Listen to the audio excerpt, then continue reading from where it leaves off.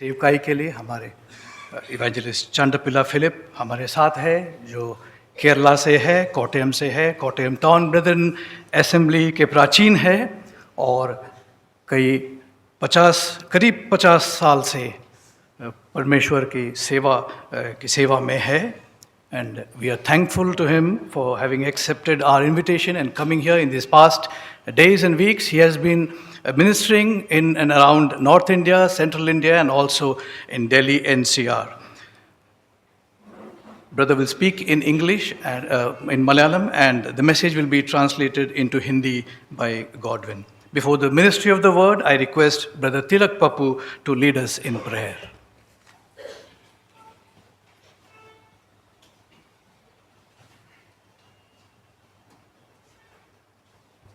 Let us pray. Psalm 42, verse 1 says that, "As the deer panteth for the streams of water, so my soul panteth after you." Heavenly Father, we look to you with a hungry heart to learn from your word. Thank you, Father, for this assembly. Today is the first day of the meeting. Dear Lord, we are praying for Brother Chandapilla Philip and the translator. Dear Lord, we pray that we may hear from you, your word, and your voice, Lord Jesus, that we may be drawn to you. We pray that you give us a hungry heart. We commit the word ministry in your hand, Lord Jesus. In the end, we want to bring glory and honor to you, Lord. In Christ's name we ask. Amen.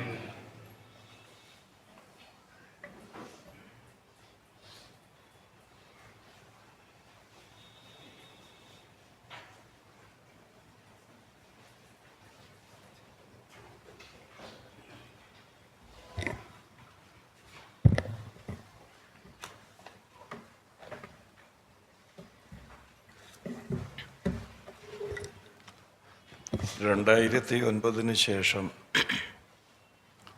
ഏതാണ്ടൊരു 15 വർഷം കഴിഞ്ഞാണ് ഈ സഭയുടെ ഒരു യോഗത്തിൽ ഞാൻ സംബന്ധിക്കുന്നത്. 2009 के पश्चात करीब 15 साल बीत चुके हैं और इसके बाद मैं इस कलीसिया से जुड़ पाया हूँ आज. 2009 ഞാനിവിടെ വരുമ്പോൾ ഞാൻ ഫാമിലി ആയിട്ടാണ് വന്നത്. എൻ്റെ ഭാര്യ എന്നോടൊപ്പം ഉണ്ടായിരുന്നു. जब वर्ष 2009 में मैं यहाँ आया था तो मैं अपने परिवार संग आया था. मेरी पत्नी मेरे साथ थी. ഇപ്രാവശ്യവും വരുവാൻ ഞാൻ നിർബന്ധിച്ചു. और इस बार आने के लिए मैंने विवश किया. അദ്ദേഹത്തിൻ്റെ മാനസിക അവസ്ഥ നിമിത്തം വരുവാൻ താല്പര്യം കാണിച്ചില്ല. लेकिन उनकी मानसिक अवस्था कुछ इस प्रकार थी कि आने का मन नहीं किया. കഴിഞ്ഞ ദിവസങ്ങളിലൊക്കെ വിവിധ സ്ഥലങ്ങളിൽ യോഗങ്ങളായിരുന്നു. और पिछले कुछ दिनों में अलग अलग जगहों में सभाएं हुई.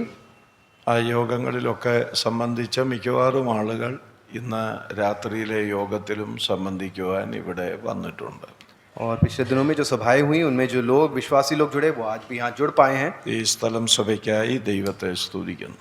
और इस स्थानीय कलीसिया के लिए मैं परमेश्वर को धन्यवाद. കഴിഞ്ഞ കാലങ്ങളിൽ ഈ സ്ഥലം സഭയുടെ ആത്മീയ നേതൃത്വം വഹിച്ച അനേക പിതാക്കന്മാർ ക്ഷീണിതരായിട്ടുള്ളവരുണ്ട്, ഇന്ന് നിത്യതയിൽ വിശ്രമിക്കുന്നവരുണ്ട്.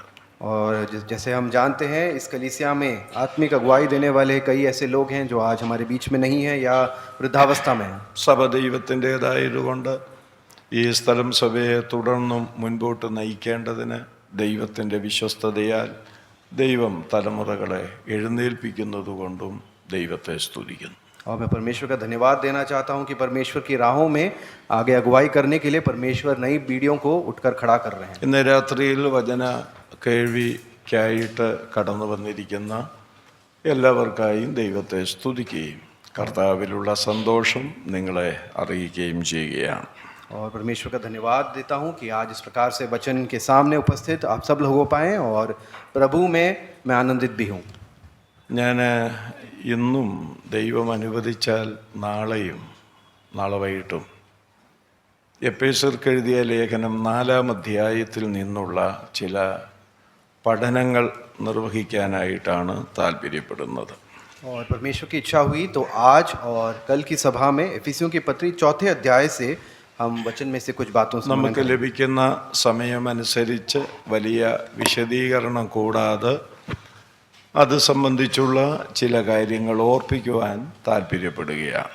और मेरी इच्छा है कि बहुत गहराई में ना जाते हुए कुछ मुख्य बातों के ऊपर हम मनन करें. ഇവിടെയും ദൈവം എനിക്ക് നൽകിയ ശുശ്രൂഷ അന്യഭാഷക്കാർക്കും മനസ്സിലാകേണ്ടതിന് അത് വ്യാഖ്യാനിക്കാൻ ദൈവം കൃപ കൊടുത്ത സഹോദരനെ കൂട്ടുതന്നതിൽ ഞാൻ ദൈവത്തെ സ്തുതിക്കുന്നു.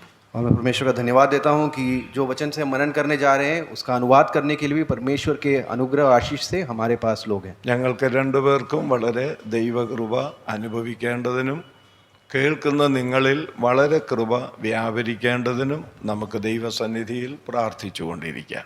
और परमेश्वर की उपस्थिति में प्रार्थना पूर्वक बैठे हैं कि आप लोग जो सुन रहे हैं और हम लोग जो यहाँ वचन में से मनन कर रहे हैं उस पर परमेश्वर का अनुग्रह हो. എഫേസ്യ ലേഖനത്തെ സംബന്ധിച്ചുള്ള പഠനം ഇതിന് മുൻപ് ലഭിച്ചിട്ടുള്ള സഹോദരന്മാര് സഹോദരിമാര് ഇവിടെ ഇരിപ്പുണ്ടെന്ന് ഞാൻ കരുതുകയാണ്. और एफिसियों की पत्री के प्रचार के सम्मुख बैठे हुए कुछ भाई बहन जरूर हमारे बीच में होंगे. നാം അറിയുന്നത് പോലെ പൗലൂസിൻ്റെ ലേഖനങ്ങളിൽ ഇടയലേഖനങ്ങൾ എന്ന് പറയപ്പെടുന്ന 2-3 ലേഖനങ്ങളുണ്ട്. കൂടാതെ കാരാഗ്രഹ ലേഖനങ്ങൾ എന്നറിയപ്പെടുന്ന 4 ലേഖനങ്ങളുണ്ട്. हम जानते हैं पौलुस की पत्रियों में पासबानी से संबंधित कुछ पत्रियां हैं, उसके अलावा कारागृह से संबंधित ये 4 पत्रियां भी हमारे അങ്ങനെ കാരാഗ്രഹ ലേഖനങ്ങൾ എന്നറിയപ്പെടുന്ന 4 ലേഖനങ്ങളിൽ ഒരു ലേഖനമാണ് എഫേസ്യർക്ക് എഴുതിയ ലേഖനം. और कारावास की इन पत्रियों में से एक पत्री है एफिसियों की पत्री. പൗലോസ് റോമിൽ ബദ്ധനായത് 2 പ്രാവശ്യമാണ്. हम जानते हैं कि पौलुस जो है रोम में 2 बार बंदी रहा. 2ാം പ്രാവശ്യം അദ്ദേഹം രക്തസാക്ഷിയായി തീരുകയാണ് ചെയ്തത്. और हम जानते हैं कि दूसरी बार पौलुस जो है उन्होंने शहादत प्राप्त की. 1ാം പ്രാവശ്യം അദ്ദേഹം ബദ്ധനായിരുന്നെങ്കിലും അദ്ദേഹത്തെ വിസ്തരിച്ചപ്പോൾ അദ്ദേഹത്തെ വെറുതെ വിടുകയാണ് ചെയ്തത്. और हम जानते हैं पहले जब वो कारावास में थे तो उनका जो कचहरी में व्यवहार हुआ उसके पश्चात उन्हें छोड़ दिया गया. ആ 1ാം പ്രാവശ്യം ബദ്ധനായിരിക്കുമ്പോഴാണ് ഈ 4 ലേഖനങ്ങളും അദ്ദേഹം എഴുതിയത്. और ये 4 पत्रियां उसी पहले कारावास के समय में लिखी गई हैं. അത് റോമൻ കാരാഗ്രഹത്തിലല്ല അദ്ദേഹം ബദ്ധനായിരുന്നത്. और हम समझ सकते हैं कि रोमी कारावास में नहीं थे जहां उन्हें बंदी रखा അദ്ദേഹം गया. വിസ്താരത്തിനു വേണ്ടി റോമിലെത്തിയപ്പോൾ ഒരു കൂലിക്ക് വാങ്ങിയ വീട്ടിലാണ് അദ്ദേഹം താമസിച്ചത്. और जब कचहरी के व्यवहार के लिए वो रोम पहुंचे तो किराए के घर में उनका वास था. അങ്ങനെ കൂലിക്ക് വാങ്ങിയ വീട്ടിൽ താമസിക്കുമ്പോഴും അദ്ദേഹം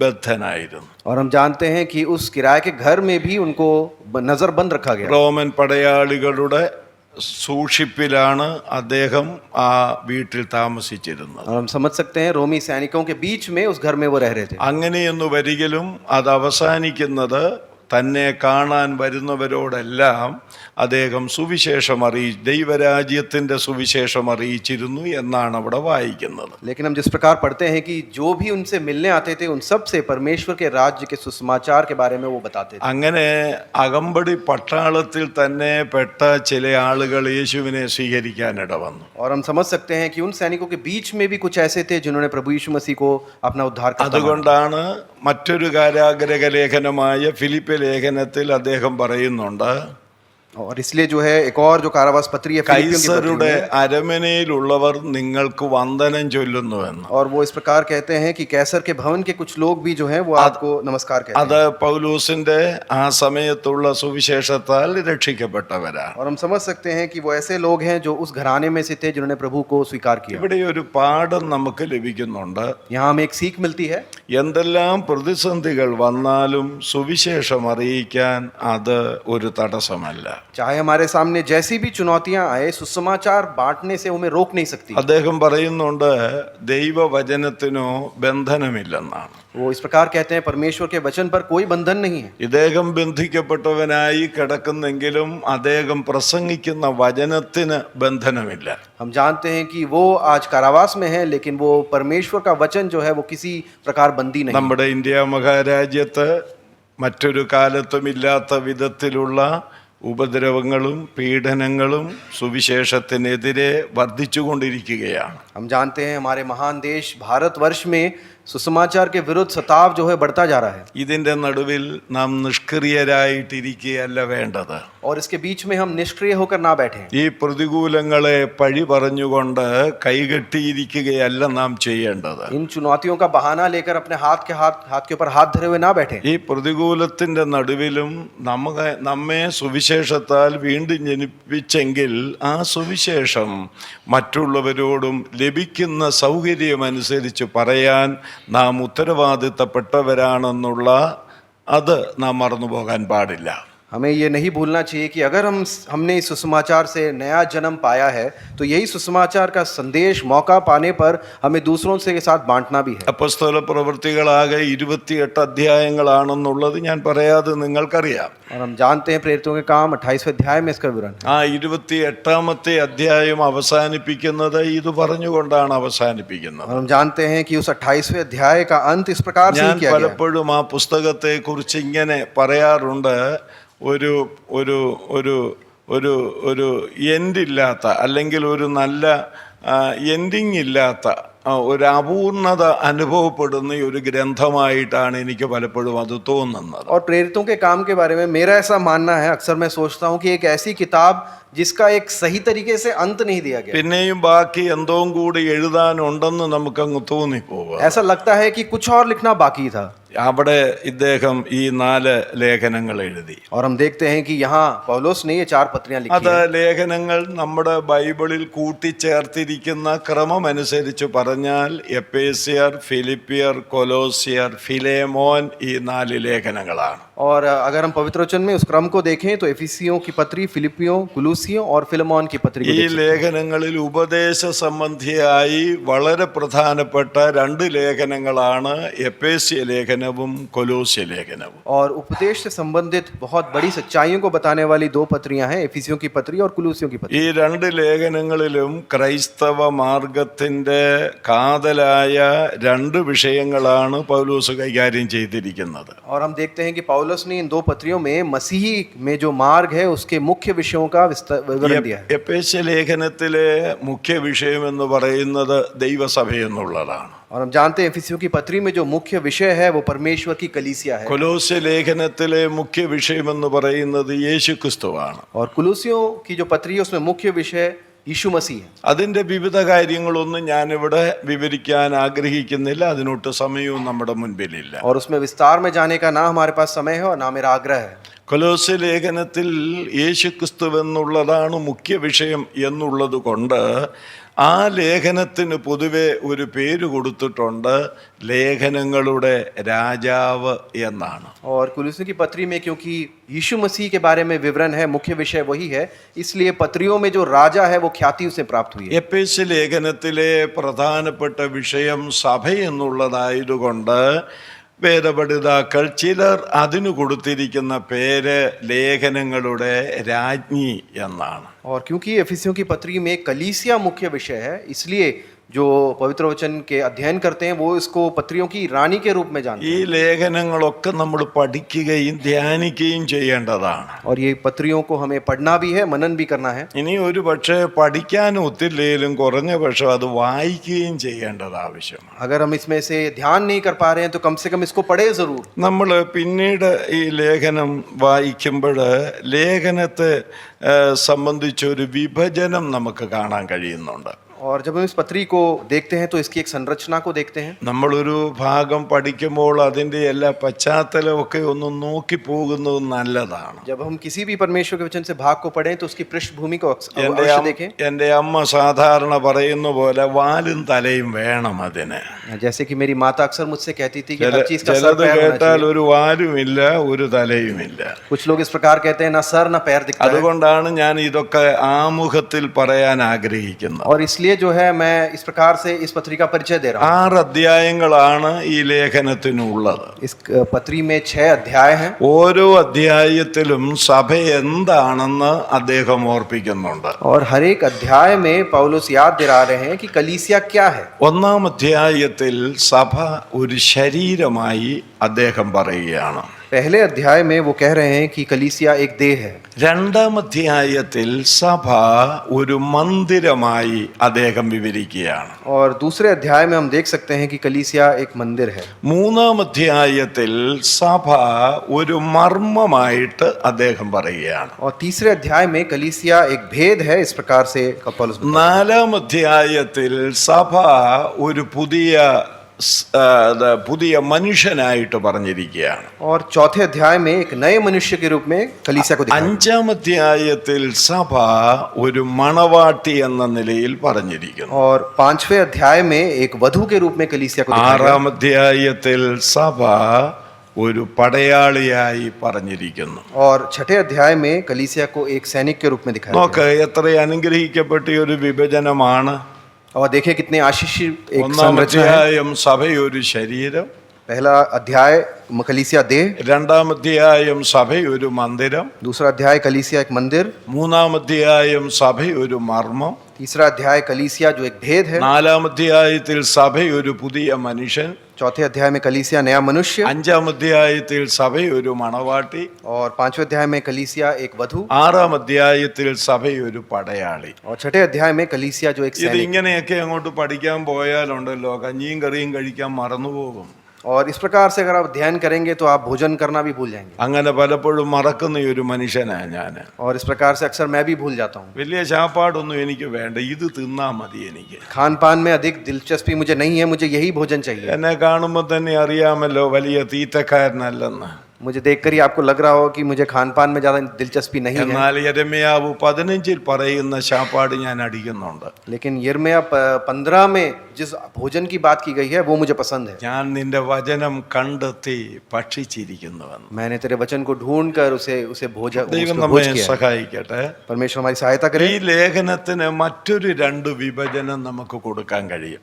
और इस पत्री को एक और संरचना के रूप में हम देख सकते हैं. നിങ്ങളൊക്കെ കേൾക്കാനും പഠിക്കാനും ഒക്കെയുള്ള താല്പര്യത്തിലാണ് ഇരിക്കുന്നതെന്ന് നിങ്ങളുടെ മുഖം വെളിപ്പെടുത്തുന്നുണ്ട്. और आपके चेहरों से पता चल रहा है कि आप सुनने के लिए और समझने के लिए आप में इच्छा है. ചിലരൊക്കെ എഴുതിയെടുക്കുന്ന തയ്യാറെടുപ്പിലും അതുപോലെ എഴുതിയെടുത്തുകൊണ്ടും ഇരിക്കുകയാണ്. और कुछ लोग लिखने की तैयारी में है, कुछ लोग लिख भी रहे हैं, ചിലർ അവരുടെ ഹൃദയത്തിൽ ഇങ്ങനെ എഴുതിക്കൊണ്ടിരിക്കുകയാണ്. कुछ लोग अपने मनों में लिख रहे होंगे. എന്തായിരുന്നാലും താല്പര്യം നിങ്ങളുടെ മുഖത്ത് സ്ഫുരിക്കുന്നുണ്ട്. और लेकिन कुछ भी हो, मुंह पर आपकी इच्छा दिख അതുകൊണ്ട് रही ഈ है. 2 ദിവസം കൊണ്ടോ എന്തെങ്കിലുമൊക്കെ പ്രയോജനമുള്ളത് പറഞ്ഞേച്ചു പോകാം. और ये आने वाले 2 दिनों में कुछ ना कुछ तो उपयोग का मिलेगा. ഈ രണ്ടാമത്തെ പ്രധാനപ്പെട്ട 2 വിഭജനം എന്ന് പറയുന്നത് दूसरी संरचना इस प्रकार है. 1 മുതൽ 3 വരെയുള്ള അധ്യായങ്ങളിൽ ക്രിസ്തുവിൽ നമ്മുടെ ധനം എന്നുള്ള വിഷയമാണ് കൈകാര്യം ചെയ്തിരിക്കുന്നത്. पहले 3 अध्यायों में मसीह में जो हमारा धन है उस विषय के बारे में बताया गया. 4 മുതൽ 6 വരെയുള്ള വാക്യങ്ങളിൽ ക്രിസ്തുവിൽ നമ്മുടെ ഉത്തരവാദിത്തം എന്നുള്ളതാണ് ഓർമ്മപ്പെടുത്തുന്നത്. और 4 से लेकर 6 तक हमें याद दिलाया जा रहा है मसीह में हमारी जिम्मेदारियों के बारे में. വേറെ ഒരു വിധത്തിൽ പറഞ്ഞാൽ एक अलग तरीके से देखें तो ആദ്യത്തെ 3 അധ്യായങ്ങളിൽ ക്രിസ്തുവിൽ നമുക്കുള്ള ധനത്തെ കുറിച്ച് പറഞ്ഞിട്ട് पहले 3 अध्यायों में मसीह में जो हमारा धन है उसके बारे में बताकर പിന്നീട് വരുന്ന 3 അധ്യായങ്ങളിൽ ആ ധനം എങ്ങനെ ചെലവഴിക്കണമെന്ന് പൗലോസ് പറഞ്ഞിരിക്കുക. बाकी के जो 3 अध्याय है उसमें पौलुस बता रहे हैं इस धन को आप खर्च कैसे करें. ചിലർക്ക് ധനമുണ്ടെങ്കിലും എങ്ങനെ ചെലവഴിക്കണമെന്ന് അറിഞ്ഞുകൂടാ. कुछ लोग ऐसे हैं जिनके पास धन तो है लेकिन खर्च करना नहीं आता. ചിലർക്ക് വരവിനേക്കാൾ കൂടുതൽ ചെലവ് തന്നെയല്ല, മാസാവസാനം വരുമ്പോൾ 5 പേർക്ക് കടം കൊടുക്കാനും കാണും. कुछ लोगों की जो है आय से ज्यादा उनके खर्चे होते हैं और महीने के आखिर में आते आते कर्जदार भी बन जाते हैं. അത് കാരണം ലഭിക്കുന്ന ധനം എങ്ങനെ ചെലവഴിക്കണമെന്ന് അവർക്ക് അറിഞ്ഞുകൂടാ. क्योंकि जो धन उन्हें प्राप्त हुआ है उसे खर्च करना नहीं आता. ചിലർക്ക് ലഭിക്കുന്ന ധനം 15 ദിവസം കൊണ്ട് തുണിക്ക് ചെലവഴിക്കും. कुछ ऐसे लोग हैं जो 15 दिन में ही कपड़ों पे उसे खर्च कर देते हैं. പിന്നെ കുറച്ച് ഫാസ്റ്റ് ഫുഡുകാർക്ക് കൊടുക്കും. कुछ जो है वो फास्ट फूड खाने में लग जाते हैं. പിന്നെ ലോൺ എടുത്തത് വണ്ടി ലോൺ എടുത്തത് കൊടുക്കും. बाकी कर्जा चुकाने में खर्च कर देते हैं. അങ്ങനെയല്ല വേണ്ടതെന്നുള്ളത് വിവരമുള്ള ഇവിടെ ഇരിക്കുന്ന ആൾക്കാർക്കറിയാം. हम जो जिनमें बुद्धि है वो समझ सकते हैं ऐसा नहीं होना चाहिए जीवन. ലഭിക്കുന്ന ധനം എങ്ങനെ ചെലവഴിക്കണം, जो धन प्राप्त हुआ है उसे कैसे खर्च करें. ഇവിടെ ലഭിച്ച ആത്മീയ ധനം എങ്ങനെ ചെലവഴിക്കണമെന്ന് ഒടുവിലത്തെ 3 അധ്യായങ്ങളിൽ അദ്ദേഹം പറഞ്ഞിരിക്കുകയാണ്. जो आत्मिक धन आपको प्राप्त हुआ है उसे कैसे खर्च करें ये आखिरी 3 अध्यायों में बताया. ക്രിസ്തുവിൽ നമ്മുടെ ഉത്തരവാദിത്വം എന്ന് പറയുമ്പോൾ ഒടുവിലത്തെ 3 അധ്യായമാണ്. അതിന് നമുക്ക് മറ്റൊന്നുകൂടെ പറയാം, ക്രിസ്തുവിൽ നമ്മുടെ നടപ്പ് എന്ന് പറയാൻ കഴിയും. मसीह में जो हमारी जिम्मेदारियां हैं उसको हम मसीह में हमारा चाल चलन किस प्रकार होना चाहिए ऐसे भी कह सकते हैं. ഇനി വാച്ച്മാൻ നീ എന്ന് പറയുന്ന ദൈവദാസന്റെ എഫേസ്യ ലേഖനത്തെ അധീകരിച്ചു കൊണ്ടുള്ള ഒരു കുഞ്ഞു പുസ്തകം എൻ്റെ കയ്യിലുണ്ട്. ഇവിടെ ഇരിക്കുന്ന ചിലരുടെ കയ്യിൽ അത് കാണും. ഇല്ലെങ്കിൽ കിട്ടുന്നത് നല്ലതാ, വായിക്കുന്നത് നല്ലതാ. वॉचमैन नी के द्वारा लिखी गई एफिसियों की पत्री पर आधारित एक छोटी सी किताब मेरे पास है. अगर आपके पास ना हो तो जरूर खरीद के पढ़ें.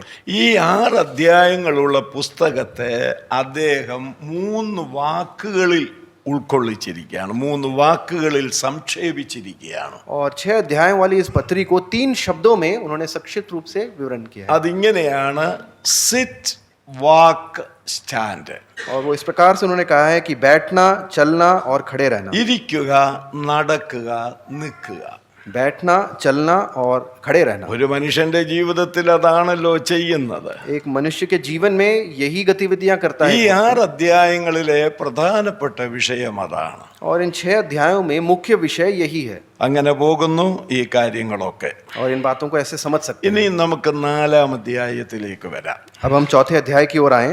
4-ാം അധ്യായത്തിൽ നമുക്ക് 3 വിഷയങ്ങൾ കാണാൻ കഴിയുന്നുണ്ട്. चौथे अध्याय में मुख्य रूप से 3 विषयों को हम देखते हैं. 4-ാം അധ്യായം 1 മുതൽ 6 വരെയുള്ള വാക്യങ്ങളിൽ യൂണിറ്റി, ഐക്യം, അതാണ് പറഞ്ഞിരിക്കുന്നത്. और चौथे अध्याय के पहले 6 पदों में हम एकता को देखते हैं. രണ്ടാമത് 4-ാം അധ്യായം 7 മുതൽ 16 വരെയുള്ള വാക്യങ്ങളിൽ പക്വത അല്ലെങ്കിൽ മച്യൂരിറ്റി എന്ന വിഷയമാണ് പറഞ്ഞിരിക്കുന്നത്. 7 से लेके 14 जो पद है उसमें हम परिपक्वता को देखते हैं. 4-ാം അധ്യായം 17 മുതൽ 32 വരെയുള്ള വാക്യങ്ങളിൽ വിശുദ്ധി അല്ലെങ്കിൽ പ്യൂരിറ്റി എന്ന വിഷയമാണ് കൈകാര്യം और ചെയ്തിരിക്കുന്നത്. चौथे अध्याय के 17 से लेके आगे तक 32 तक हम पवित्रता के बारे में देखते അല്ലേ? പഠിക്കാൻ ഒരു ഉത്സാഹമൊക്കെ വരുന്നില്ലേ? हैं. अब पढ़ने में थोड़ा आप उत्साहित हो रहे हैं मुझे ഞാൻ लगता है. നോക്കുമ്പോൾ ചിലർ ഇളകിയിരിക്കുന്നുണ്ട് और मैं देख रहा हूँ तो कुछ लोग उत्साहित हैं കേൾക്കാനുള്ള താല്പര്യത്തിൽ. और मन में इच्छा है सुनने की. അപ്പോൾ ഈ 4-ാം അധ്യായത്തിലെ പ്രധാനമായ 3 വാക്കുകളാണത്. और इस चौथे अध्याय में 3 मुख्य पदों को हम देखते 1 മുതൽ 6 വരെയുള്ള വാക്യങ്ങളിൽ ഐക്യം, യൂണിറ്റി. हैं. 1 से लेके 6 तक एकता. തുടർന്ന് 7 മുതൽ 16 വരെയുള്ള വാക്യങ്ങളിൽ മച്യൂരിറ്റി, പക്വത. 7 से लेके 16 तक परिपक्वता को देखते हैं. ഒടുവിലായി 17 മുതൽ 32 വരെയുള്ള വാക്യങ്ങളിൽ പ്യൂരിറ്റി, വിശുദ്ധി എന്നുള്ള വിഷയമാണ്. 17 से लेके 32 तक हम पवित्रता इस विषय के बारे में देखते हैं. ആത്മീയ ജീവിതത്തിലെ 3 പ്രധാനപ്പെട്ട കാര്യങ്ങളാണ് ഇത് 3. और एक आत्मिक जीवन के 3 मुख्य बातें जो है ये 3 शब्द. ദൈവജനത്തിന് ഐക്യം വരുമ്പോൾ അവർ പക്വതയുള്ളവരായി മാറുക. परमेश्वर के जन में जब एकता आती है तो वो परिपक्व बनते जाते അവർ हैं. പക്വതയുള്ളവരായി തീരുമ്പോൾ വിശുദ്ധിയുള്ളവരായി മാറുകയാണ്. जब परिपक्वता में आगे बढ़ते हैं तो वो पवित्रता में आगे बढ़ते हैं. ഇത് ഓർത്തുകൊള്ളണം, ഒന്നുണ്ടായിരിക്കുകയും ഒന്നില്ലാതിരിക്കുകയും ചെയ്യുന്നത് ശരിയാകുകയില്ല. आप ये याद रखें कि अगर एक चीज है और दूसरी नहीं है तो ये सही बात नहीं ഇതിൽ है. ഒന്നുണ്ടെങ്കിൽ ബാക്കിയെല്ലാം ഉണ്ട്. अगर एक इनमें से कोई भी होगा तो बाकी सब ചിലർ चीजें भी होंगी. പറയുകയാണ് എനിക്ക് ഭയങ്കര വിശുദ്ധിയാണെന്ന് പറയും. कुछ लोग इस प्रकार कहते हैं कि मुझ में बहुत पवित्रता है. ചില വിശുദ്ധിയെ കുറിച്ചൊക്കെ പറയുന്നത് കേട്ടാൽ ദൈവത്തെക്കാൾ അവര് വിശുദ്ധരിൽ വിശുദ്ധനാണെന്ന് തോന്നിപ്പോകും. कुछ लोग अपने पवित्रता का ऐसा व्याख्यान करते हैं कि परमेश्वर की पवित्रता भी इनके सामने कुछ नहीं. വിശുദ്ധി ഉണ്ടെന്ന് മാത്രം പറയുന്ന ഒരാൾക്ക് യൂണിറ്റി ഇല്ലെങ്കിലോ? अगर कोई व्यक्ति कहे मुझ में सिर्फ पवित्रता है और एकता ना हो, യൂണിറ്റി ഉള്ള ഒരാൾക്ക് മച്യൂരിറ്റി ഇല്ലെങ്കിലോ? एक व्यक्ति में एकता है लेकिन परिपक्वता ना हो तो ആ ജീവിതം ഒരു ഓർഡർ ഉള്ള ജീവിതമല്ല. एक ऐसा जीवन होगा जिसमें कोई क्रम नहीं അതുകൊണ്ട് है. ഇവിടെ വന്നിരിക്കുന്ന വന്നിരിക്കുന്ന യുവതികൾ, യുവാക്കൾ, പ്രായമുള്ള സഹോദരങ്ങൾ, ഞങ്ങൾ എല്ലാവരുമായിട്ട് പറയുകയാണ്, നമ്മുടെ ആത്മീയ ജീവിതത്തെ പുഷ്ടിപ്പെടുത്താനും നിലനിർത്താനും അത് വളർത്തിക്കൊണ്ടു പോകാനും ആത്മീയ ജീവിതം ആരോഗ്യമുള്ളതായി തീരാനും ഈ 3 കാര്യങ്ങൾ നമ്മുടെ ആത്മീയ ജീവിതത്തിൽ ഉണ്ടായിരിക്കണം. और आज जो उपस्थित मेरे बीच में सभी जो वृद्धावस्था में हैं, जवान हैं, हम सब हैं, इस बात को हम याद रखें कि आत्मिक जीवन में बढ़ने के लिए इसी तीनों बातों में हमें बलवंत होना है, स्थिर होना है, बढ़ोतरी हमें करनी है. आत्मिक जीवन हमारा सेहतमंद होना चाहिए. ഇനി നമ്മൾ 1-ാമത്തെ ഭാഗത്തേക്ക് വരാം. हम पहले भाग की ओर बढ़े. 4-ാം അധ്യായം 1 മുതൽ 7 വരെയുള്ള വാക്യങ്ങളിൽ ഐക്യത്തിൽ നടക്കുക എന്നുള്ളതാണ്. चौथे अध्याय के पहले से लेकर 7वें पद तक हम देखते हैं कि एकता में चलें. ഞാൻ പറഞ്ഞല്ലോ 4 മുതൽ 6 വരെയുള്ള വാക്യങ്ങളിലെ വിഷയം എന്താ? ക്രിസ്തുവിൽ നമ്മുടെ നടപ്പെന്നുള്ളതാണ്. मैंने कहा कि पहले 6 पदों में मसीह में हमारे चाल चलन के बारे में लिखा ആ गया है. നടപ്പിന്റെ അടിസ്ഥാനം എന്ന് പറയുന്ന 3 കാര്യങ്ങളാണ് ഇവിടെ പറയുന്നത്, ഈ അധ്യായത്തിൽ और പറഞ്ഞിരിക്കുന്നത്. 4 से 6 में जो हम मसीह में चाल चलन की मुख्य विषय को हम यहाँ भी देखते हैं. ആദ്യത്തേത് ഐക്യത്തിൽ നടക്കുക. सबसे पहले जो है कि एकता में चलें. ഈ ഐക്യം, യൂണിറ്റി, ये जो एकता है, അത് യൂണിഫോമിറ്റി അല്ല. ये जो है एक जैसा होना नहीं है. ഇന്ന് സഭയിലൊക്കെ വരുമ്പോൾ വലിയ യൂണിഫോമിറ്റി ഉണ്ട്. आज अगर आप कलीसिया में आते हैं तो देखते हैं सब एक जैसे हैं. ഇട ദിവസത്തെ യോഗങ്ങൾക്കൊക്കെ ഏത് കളറും ആകാം. और हम जानते हैं कि बीच में जो सप्ताह के बीच में जो सभाएं होती है उसमें किसी भी रंग के वस्त्र पहन सकते हैं. ഞായറാഴ്ച വരുമ്പോൾ മൊത്തം വെള്ളയാക്കി കൊണ്ടുവരുന്ന ചില സഭകൾ ഞാൻ കണ്ടിട്ടുണ്ട്. लेकिन रविवार को जब सभा होती है तो हम देखते हैं कि सब जो है कई जगहों पे श्वेत वस्त्र में അതിന് आते हैं. പറയുന്നത് സൺഡേ വൈറ്റ് എന്നാ പറയുന്നത്. और उसको रविवार की जो सफेदी है उसको कहते हैं. അപ്പൊ അവിടെ ഒരു യൂണിഫോമിറ്റി നമ്മൾ കാണുന്നുണ്ട്. और वहां हम देखते हैं कि एक जैसा जो है लोग हो जाते हैं. നമ്മൾ ഇങ്ങനെ ബെഞ്ചിൽ, വാസ്തവത്തിൽ നിങ്ങളുടെ ഇരിപ്പ് കണ്ടിട്ട് എനിക്ക് ശ്വാസം മുട്ടുന്നുണ്ട്. और आप लोगों को बैठा हुआ देखकर मेरी सांस रुक रही है. അതെന്തിനാന്ന് ചോദിച്ചാൽ സ്പേസ് ഉള്ള ബെഞ്ചുകൾ ഉള്ളപ്പോൾ ഇപ്പൊ വലിയ തണുപ്പ് അനുഭവപ്പെടുന്നില്ലല്ലോ ഇത്രയും ഞെരുങ്ങിയിരിക്കാൻ. और जब इतनी जगह पड़ी है, कोई ठंडी तो है नहीं कि आप लोग ऐसे चिपक चिपक कर बैठे हैं. അതുകൊണ്ട് ഇവിടെ എല്ലാം കസേര കൊണ്ട് അവിടെ എല്ലാം കിടക്കുകയാണ്. और यहाँ इतनी सारी जगह है बैठने के लिए. ഇന്നിനി എഴുന്നേക്കാനൊക്കെ പോകണ്ട, അടുത്ത ദിവസം അങ്ങനെ ക്രമീകരിച്ചാൽ മതി. आज उठने की जरूरत नहीं है, अगले दिन जो है, लेकिन आप അപ്പൊ जरूर इस ഞാൻ प्रकार बैठे. പറഞ്ഞത് ഈ ഇരിപ്പിനൊക്കെ ഒരു യൂണിഫോമിറ്റി ഉണ്ട്. हम देखते हैं कि सिर्फ जो बैठे हैं जिस प्रकार से, वो इसमें भी एक പക്ഷെ एकता है. ഡ്രസ്സിൽ യൂണിഫോമിറ്റി, ഇരിപ്പിൽ യൂണിഫോമിറ്റി ഒക്കെ കാണിക്കുന്ന പലയിടങ്ങളിലും യൂണിറ്റി ഇല്ല. लेकिन अगर वस्त्र में समानता है, अलग अलग बातों में समानता है, उनमें सच में एकता नहीं है. യൂണിഫോമിറ്റിക്ക് അല്പം കുഴപ്പം വന്നാലും കുഴപ്പമില്ല, യൂണിറ്റിക്ക് കുഴപ്പം വന്നാൽ മൊത്തം കുഴപ്പമാണ്. समानता में फर्क आ जाए तो कोई बात नहीं, लेकिन एकता में अगर मुश्किल हो तो ये मुश्किल की बात है. അപ്പോ യൂണിറ്റി ആവശ്യമാണ്. एकता जो है बहुत जरूरी है. ഇനി എനിക്ക് തോന്നുന്നു എവിടെയോ ഈ യാത്രയിൽ ഒരിടത്ത് ഒരു വാക്ക് ഞാൻ പറഞ്ഞായിരുന്നു. और मेरी यात्राओं के बीच में मैंने इस प्रकार एक वाक्य बताया. ഇത് ഐക്യത്തിനു പകരം ഒരു കൂട്ടുകെട്ടാകാൻ പാടില്ല. और हम जानते हैं कि ये एकता के बजाय कुछ लोगों का समूह बन के ना रह जाए. നമ്മൾ പഠിച്ചു വരുമ്പോൾ കാണാൻ കഴിയും, ആദ്യത്തെ ആ 4-ാമത്തെ വാക്യം എടുക്കുമ്പോൾ ആത്മാവിന്റെ ഐക്യമെന്നാണ് അവിടെ പറഞ്ഞിരിക്കുന്നത്. हम जब इसका अध्ययन करते हैं तो चौथे अध्याय के 3 पद में देखते हैं आत्मा की एकता रखें. ഞാൻ നിങ്ങളോട് ഒരു കാര്യം പറയട്ടെ, मैं आपसे एक बात कहूं, ഈ ആത്മാവിനെ മാറ്റിക്കഴിഞ്ഞാൽ അവിടെ ഐക്യമില്ല, കൂട്ടുകെട്ടാ. अगर इस आत्मा को अब हटा दें तो वहां एकता नहीं है, केवल एक समूह है. ഐക്യത്തെ കുറിച്ച് പറയുന്നിടത്ത് ആത്മാവിന്റെ ഐക്യമെന്നാ പറഞ്ഞിരിക്കുന്നത്. जहां भी एकता की बात की गई है वहां आत्मा की एकता की बात की गई है. എന്നാൽ ആത്മാവിനെ അങ്ങോട്ട് മാറ്റിക്കഴിഞ്ഞാൽ അത് ഐക്യമല്ല, കേവലം ഒരു കൂട്ടുകെട്ടാണ്. अगर आप आत्मा को एक तरफ रख दें तो वो केवल एक समूह है, कुछ लोगों का जोड़ है. ഞാൻ ഇത് ഓർപ്പിച്ചപ്പോൾ എവിടെയോ പറഞ്ഞു, ഈ കൂട്ടുകെട്ട് സഭയിൽ ഒത്തിരി ദോഷം വരുത്തുന്നുണ്ട്. मैंने कहीं इस प्रकार से जरूर कहा था कि इस प्रकार का एक समूह, केवल एक जोड़ जो है वो कलीसिया के लिए हानिकारक है. ഇന്ന് പല സഭകളിലും ഐക്യമല്ലുള്ളത്, കൂട്ടുകെട്ടാണുള്ളത്. हम जानते हैं कि कई ऐसे कलीसियाओं में ये एकता नहीं है, केवल एक मित्रता है. 3-4 വീട്ടുകാർ അവരൊരു കൂട്ടുകെട്ട്, 3-4 घर के लोग जो हैं वो एक मित्रता में रहते അവർ हैं. തമ്മിലാണ് അങ്ങോട്ടും ഇങ്ങോട്ടും ഫോൺ കോൾ ഉള്ളത്. वो एक दूसरे से फोन पर बात करेंगे. അവരെന്തെങ്കിലും എന്തെങ്കിലും ഒരു സ്പെഷ്യൽ എടുത്താൽ ഇവരെ ഈ കൂട്ടുകെട്ടിലുള്ളവരെ മാത്രം വരുത്തും. നിങ്ങളുടെ കാര്യമല്ല, കൂട്ടുകെട്ടിലുള്ളവരെ മാത്രം വിളിക്കും. कुछ विशेष कार्य करेंगे या भोजन करेंगे तो उन मित्रता के लोगों को ही बुलाएंगे, आप लोगों की बात नहीं कर रहा। ഞാൻ പറയുന്നത് ശരിയല്ലേ? क्या मैं सही नहीं कह रहा? വേറെ ഒരാളെ വിളിക്കത്തില്ല. और किसी को वो निमंत्रण नहीं देंगे, സദ്യക്കും വിളിക്കുകയല്ല, खाने के लिए भी नहीं बुलाएंगे, ഫോൺ കോളും അവരെ കുറിച്ചില്ല. उन्हें फोन भी नहीं करेंगे। തന്നെയല്ല, സഭയിലേക്ക് വരുമ്പോൾ, ഹോളിലേക്ക് വരുമ്പോൾ और जब वो कलीसिया में आते हैं, हॉल में आते हैं, കൂട്ടുകെട്ടിലുള്ളവരെ കാണുമ്പോൾ ഒരു കെട്ടിപ്പിടുത്തവും ഒരു ചുംബനവും ഉണ്ട്. और जब मित्र जो लोग हैं उनको जो है गले लगाकर एक चुंबन भी देंगे। അല്ലാത്തവരെ കാണുമ്പോൾ 1 മീറ്റർ അകലെ കൈ നീട്ടും, അവിടുന്ന് നീട്ടും, ഇവിടുന്ന് നീട്ടും. और जो उस मित्रता में नहीं है उनको 1 मीटर दूर से ही हाथ देकर निकल जाए। ഇതൊന്നും ശരിയായ ക്രിസ്ത്യാനിറ്റി അല്ല. ये सही में मसीहत नहीं है। ഇതൊന്നും സഭയിൽ വിശ്വാസികളായവർക്ക് പറ്റിയതല്ല. ये कलीसिया में जो सही विश्वासी है उनके लिए योग्य नहीं है। അതുകൊണ്ട് കൂട്ടുകെട്ടങ്ങ് വിടെ. इस मित्रता को आप छोड़ें, നമുക്ക് ആത്മാവിന്റെ ഐക്യമാണ് വേണ്ടത്. आत्मा की एकता की हमें जरूरत है। കർത്താവ് സഹായിക്കട്ടെ. प्रभु सहायता करें। ഇങ്ങനെ ഓരോരോ സെന്റൻസ് പറഞ്ഞു പോയാൽ മതി, നിങ്ങളത് വിഴുങ്ങുന്നുണ്ടെന്ന് എനിക്കറിയാം. मैं एक एक इस प्रकार से वाक्य बताता जाऊंगा, आप उसको निगलते रहें। ഞങ്ങളുടെ നാട്ടിലൊരു പഴഞ്ചൊല്ലുണ്ട്, നന്നാകാനുള്ളവരോട് അധികം പറയണ്ടെന്ന്. मेरे गांव में एक कहावत इस प्रकार है कि जो लोग ठीक राह पे चलेंगे उनको अधिक ഈ बोलने की जरूरत नहीं है। ഐക്യത്തിന് നമുക്ക് മാതൃക ആരാ? इस एकता के लिए हमारे पास उदाहरण क्या है? ഐക്യത്തിന് നമുക്ക് നല്ലൊരു മാതൃകയുണ്ട്. इसके लिए एक अच्छा उदाहरण है, അത് തൃത്വത്തിലെ ആളത്വങ്ങളാണ്. और हम देखते हैं त्रिएकत्व में जो व्यक्ति हैं। നമ്മുടെ കർത്താവായ യേശു പറഞ്ഞിട്ടുള്ള ഒരു വാക്ക് നിങ്ങളൊന്ന് ശ്രദ്ധിക്കുക.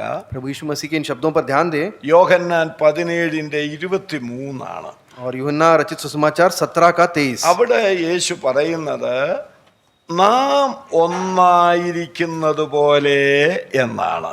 और वहाँ 17:23 में हम इस प्रकार देखते हैं, जैसे हम एक हैं। നാം ഒന്നായിരിക്കുന്നത് പോലെ അവരും ഒന്നാകേണ്ടതിന്. और जैसा मैं उनमें और तूझ में है वैसे वह भी हम में हो जाए। അപ്പോൾ വിശ്വാസികൾ ഒന്നാകേണ്ടതിന് യേശു ഇവിടെ കൊടുക്കുന്ന മാതൃക പിതാവിനോട് പറയുകയാണ്, നാം ഒന്നായിരിക്കുന്നത് പോലെ. और यहाँ विश्वासियों के बीच में जो एकता है उसका उदाहरण इस प्रकार से प्रभु यीशु मसीह देते हैं, जैसे पिता और वो एक है। അപ്പൊ നമുക്കുള്ള വേണ്ട യൂണിറ്റിയുടെ മാതൃക എന്ന് പറയുന്നത് ഇവിടെയാണ്. ഈ തൃത്വത്തിലെ ആളത്വങ്ങൾ തമ്മിലുള്ള യൂണിറ്റിയാണ്. और हमारे एकता का जो मापदंड है वो त्रिएकत्व में जो एकता है वो है। മറ്റൊരു കാര്യം നാം ഓർക്കേണ്ടത്, एक और बात जो ध्यान देनी है, ഈ ഐക്യം എന്ന് പറയുന്നത് നമ്മുടെ കർത്താവിന്റെ താല്പര്യമാണ്. और एकता जो है वो हमारे प्रभु के लिए बहुत जरूरी है। നാം യോഹന്നാന്റെ സുവിശേഷം തന്നെ 17:23 ഇപ്പോൾ പറഞ്ഞത് തന്നെ യോഹന്നാൻ 17:23 വായിക്കുന്നത് അവർ ഐക്യത്തിൽ തികഞ്ഞവരാകണം എന്നാണ്. और हम इस प्रकार इसी 23वें पद में पढ़ते हैं कि वो एकता में सिद्ध हो जाएं। അപ്പൊ നമ്മുടെ കർത്താവിന്റെ താല്പര്യം ഒന്ന് നോക്കിക്കേ പ്രിയപ്പെട്ടവരെ. हमारे मसीह के आग्रह को आप देखें। നമ്മൾ ഒന്നായിരിക്കണമെന്ന് നമ്മളല്ല താല്പര്യപ്പെടുന്നത്, നമ്മളെ കുറിച്ച് കർത്താവ് താല്പര്യപ്പെടുകയാ ചെയ്യുന്നത്. हम एक हो जाएं ये हमारी इच्छा से नहीं लेकिन प्रभु की इच्छा है। അങ്ങനെയെങ്കിൽ ഇന്ന് രാത്രിയിൽ ഈ വചനത്തിന്റെ മുൻപിൽ നമുക്കൊന്ന് പരിശോധിക്കാം, ഞാൻ കർത്താവിന്റെ താല്പര്യപ്രകാരമാണോ പോകുന്നത്? अगर इस वचन के सामने आज आप अपने आप को परख कर देखें, क्या मैं प्रभु की इच्छा के अनुसार बढ़ रहा हूं? കർത്താവിന്റെ താല്പര്യപ്രകാരം അല്ലെങ്കിൽ കർത്താവിന് അത് ദുഃഖമല്ലേ? प्रभु की इच्छा के अनुसार ना हो तो क्या वो उसे दुखित ना കർത്താവിനെ करेगा? നമ്മൾ വേദനിപ്പിക്കുകയല്ലേ? क्या हम प्रभु को दुखित नहीं कर रहे? ദൈവാത്മാവ് നമ്മളോടൊക്കെ ഇടപെടുന്നെങ്കിൽ, ഐക്യത്തിന് എവിടെങ്കിലും വിള്ളൽ സംഭവിച്ചിട്ടുണ്ടെങ്കിൽ എൻ്റെ കർത്താവിൻ്റെ താല്പര്യത്തിന് വിപരീതമായിട്ടാണല്ലോ ഞാൻ ചെയ്യുന്നത് എന്നുള്ള കുറ്റബോധം ഇന്ന് ഭരിപ്പാൻ ദൈവം നമുക്ക് കൃപ നൽകട്ടെ. अगर पवित्र आत्मा हमसे बात कर रहा है और हमें समझाए कि प्रभु की इच्छा के विरुद्ध हम इस एकता में नहीं चल रहे हैं तो उसका दोष बोध वो हमारे हृदयों में दे। ഐക്യത്തെ സംബന്ധിച്ച് മൂന്നാമതൊരു കാര്യം ഞാൻ ഓർപ്പിക്കുകയാണ്. एकता से संबंधित तीसरी बात बताना चाहूंगा। ഐക്യത്തിന് നമുക്ക് നല്ലൊരു ദൃഷ്ടാന്തം തന്നിട്ടുണ്ട്. और एकता के लिए एक अच्छा उदाहरण भी हमारे सामने അത് दिया है। സങ്കീർത്തനത്തിലാണ് തന്നിരിക്കുന്നത്. और वो भजन संहिता में दिया गया है। ഏത് സങ്കീർത്തനമാണെന്ന് നിങ്ങളുടെ മനസ്സിൽ വന്നിട്ടുണ്ട്. कौन सा भजन है आप समझ गए होंगे। നമ്മളെപ്പോഴും പറയുന്നതും ഒക്കെയുള്ള ഒരു സങ്കീർത്തനമാണ്. और एक ऐसा भजन है जिसके बारे में अक्सर हम ഏത് बताते हैं। സങ്കീർത്തനമാ? कौन सा भजन है? പറ, ഉറക്കെ പറ. 133. അതില്ലെങ്കിലും ഇത് നമുക്ക് അറിയാമെന്നുള്ളത് തന്നെ ഒരു ആശ്വാസമാണ്. और भजन 133 ही है, आप जानते हैं इसलिए अच्छा लगा. അവിടെ ഐക്യത്തിനൊരു ദൃഷ്ടാന്തമായി പറഞ്ഞിരിക്കുക. തുടങ്ങുന്നത് എങ്ങനെയാ? നിങ്ങൾ തന്നെ ഒന്ന് തുടങ്ങിക്കേ.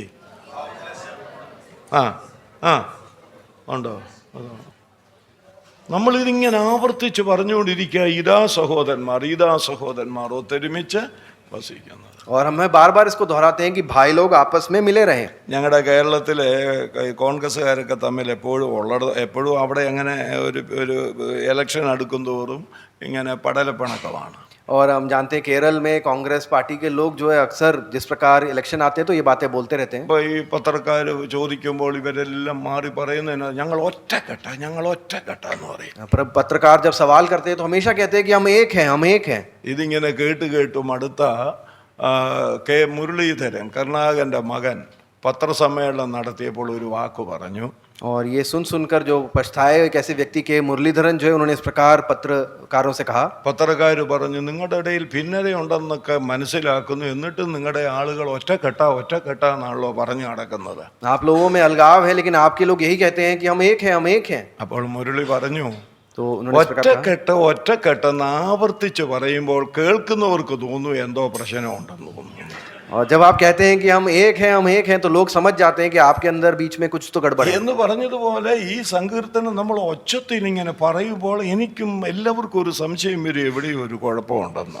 आप भी जब इस भजन को बार बार दोहराते हैं तो हम सब में ये शंका आ जाती है, कुछ ना कुछ तो गड़बड़ है. അവിടെ എന്താ പറയുന്നത്? ഇതാ സഹോദരന്മാർ ഒത്തൊരുമിച്ച് വസിക്കുന്നത് എത്ര ശുഭവും എത്ര മനോഹരവും എന്നാണ്. वहाँ इस प्रकार लिखा है, देखो ये क्या ही भली और मनोहर बात है कि भाई लोग आपस में मिले ആ रहे. ശുഭവും മനോഹരവും എന്നുള്ളതിന് ഞാൻ അവിടെ ഓർപ്പിച്ചു, എവിടെയോ ഒരിടത്ത് ഓർപ്പിച്ചു. ഇവിടെ ഉള്ളവരെല്ലാം അതിന് വന്നില്ലല്ലോ, അതുകൊണ്ട് ഇവിടെ പറയുന്നതിന് തെറ്റില്ല. അവിടെ പറയുന്ന രണ്ട് പ്രയോഗമുണ്ട് ശുഭവും മനോഹരവും എന്നുള്ളതിന്. ഒന്ന് വണ്ടർഫുൾ എന്നാണ് ശുഭം എന്നുള്ളതിൻ്റെ ഒരു ഇംഗ്ലീഷ് ട്രാൻസ്ലേഷൻ പദമായി ഞാൻ കണ്ടത്.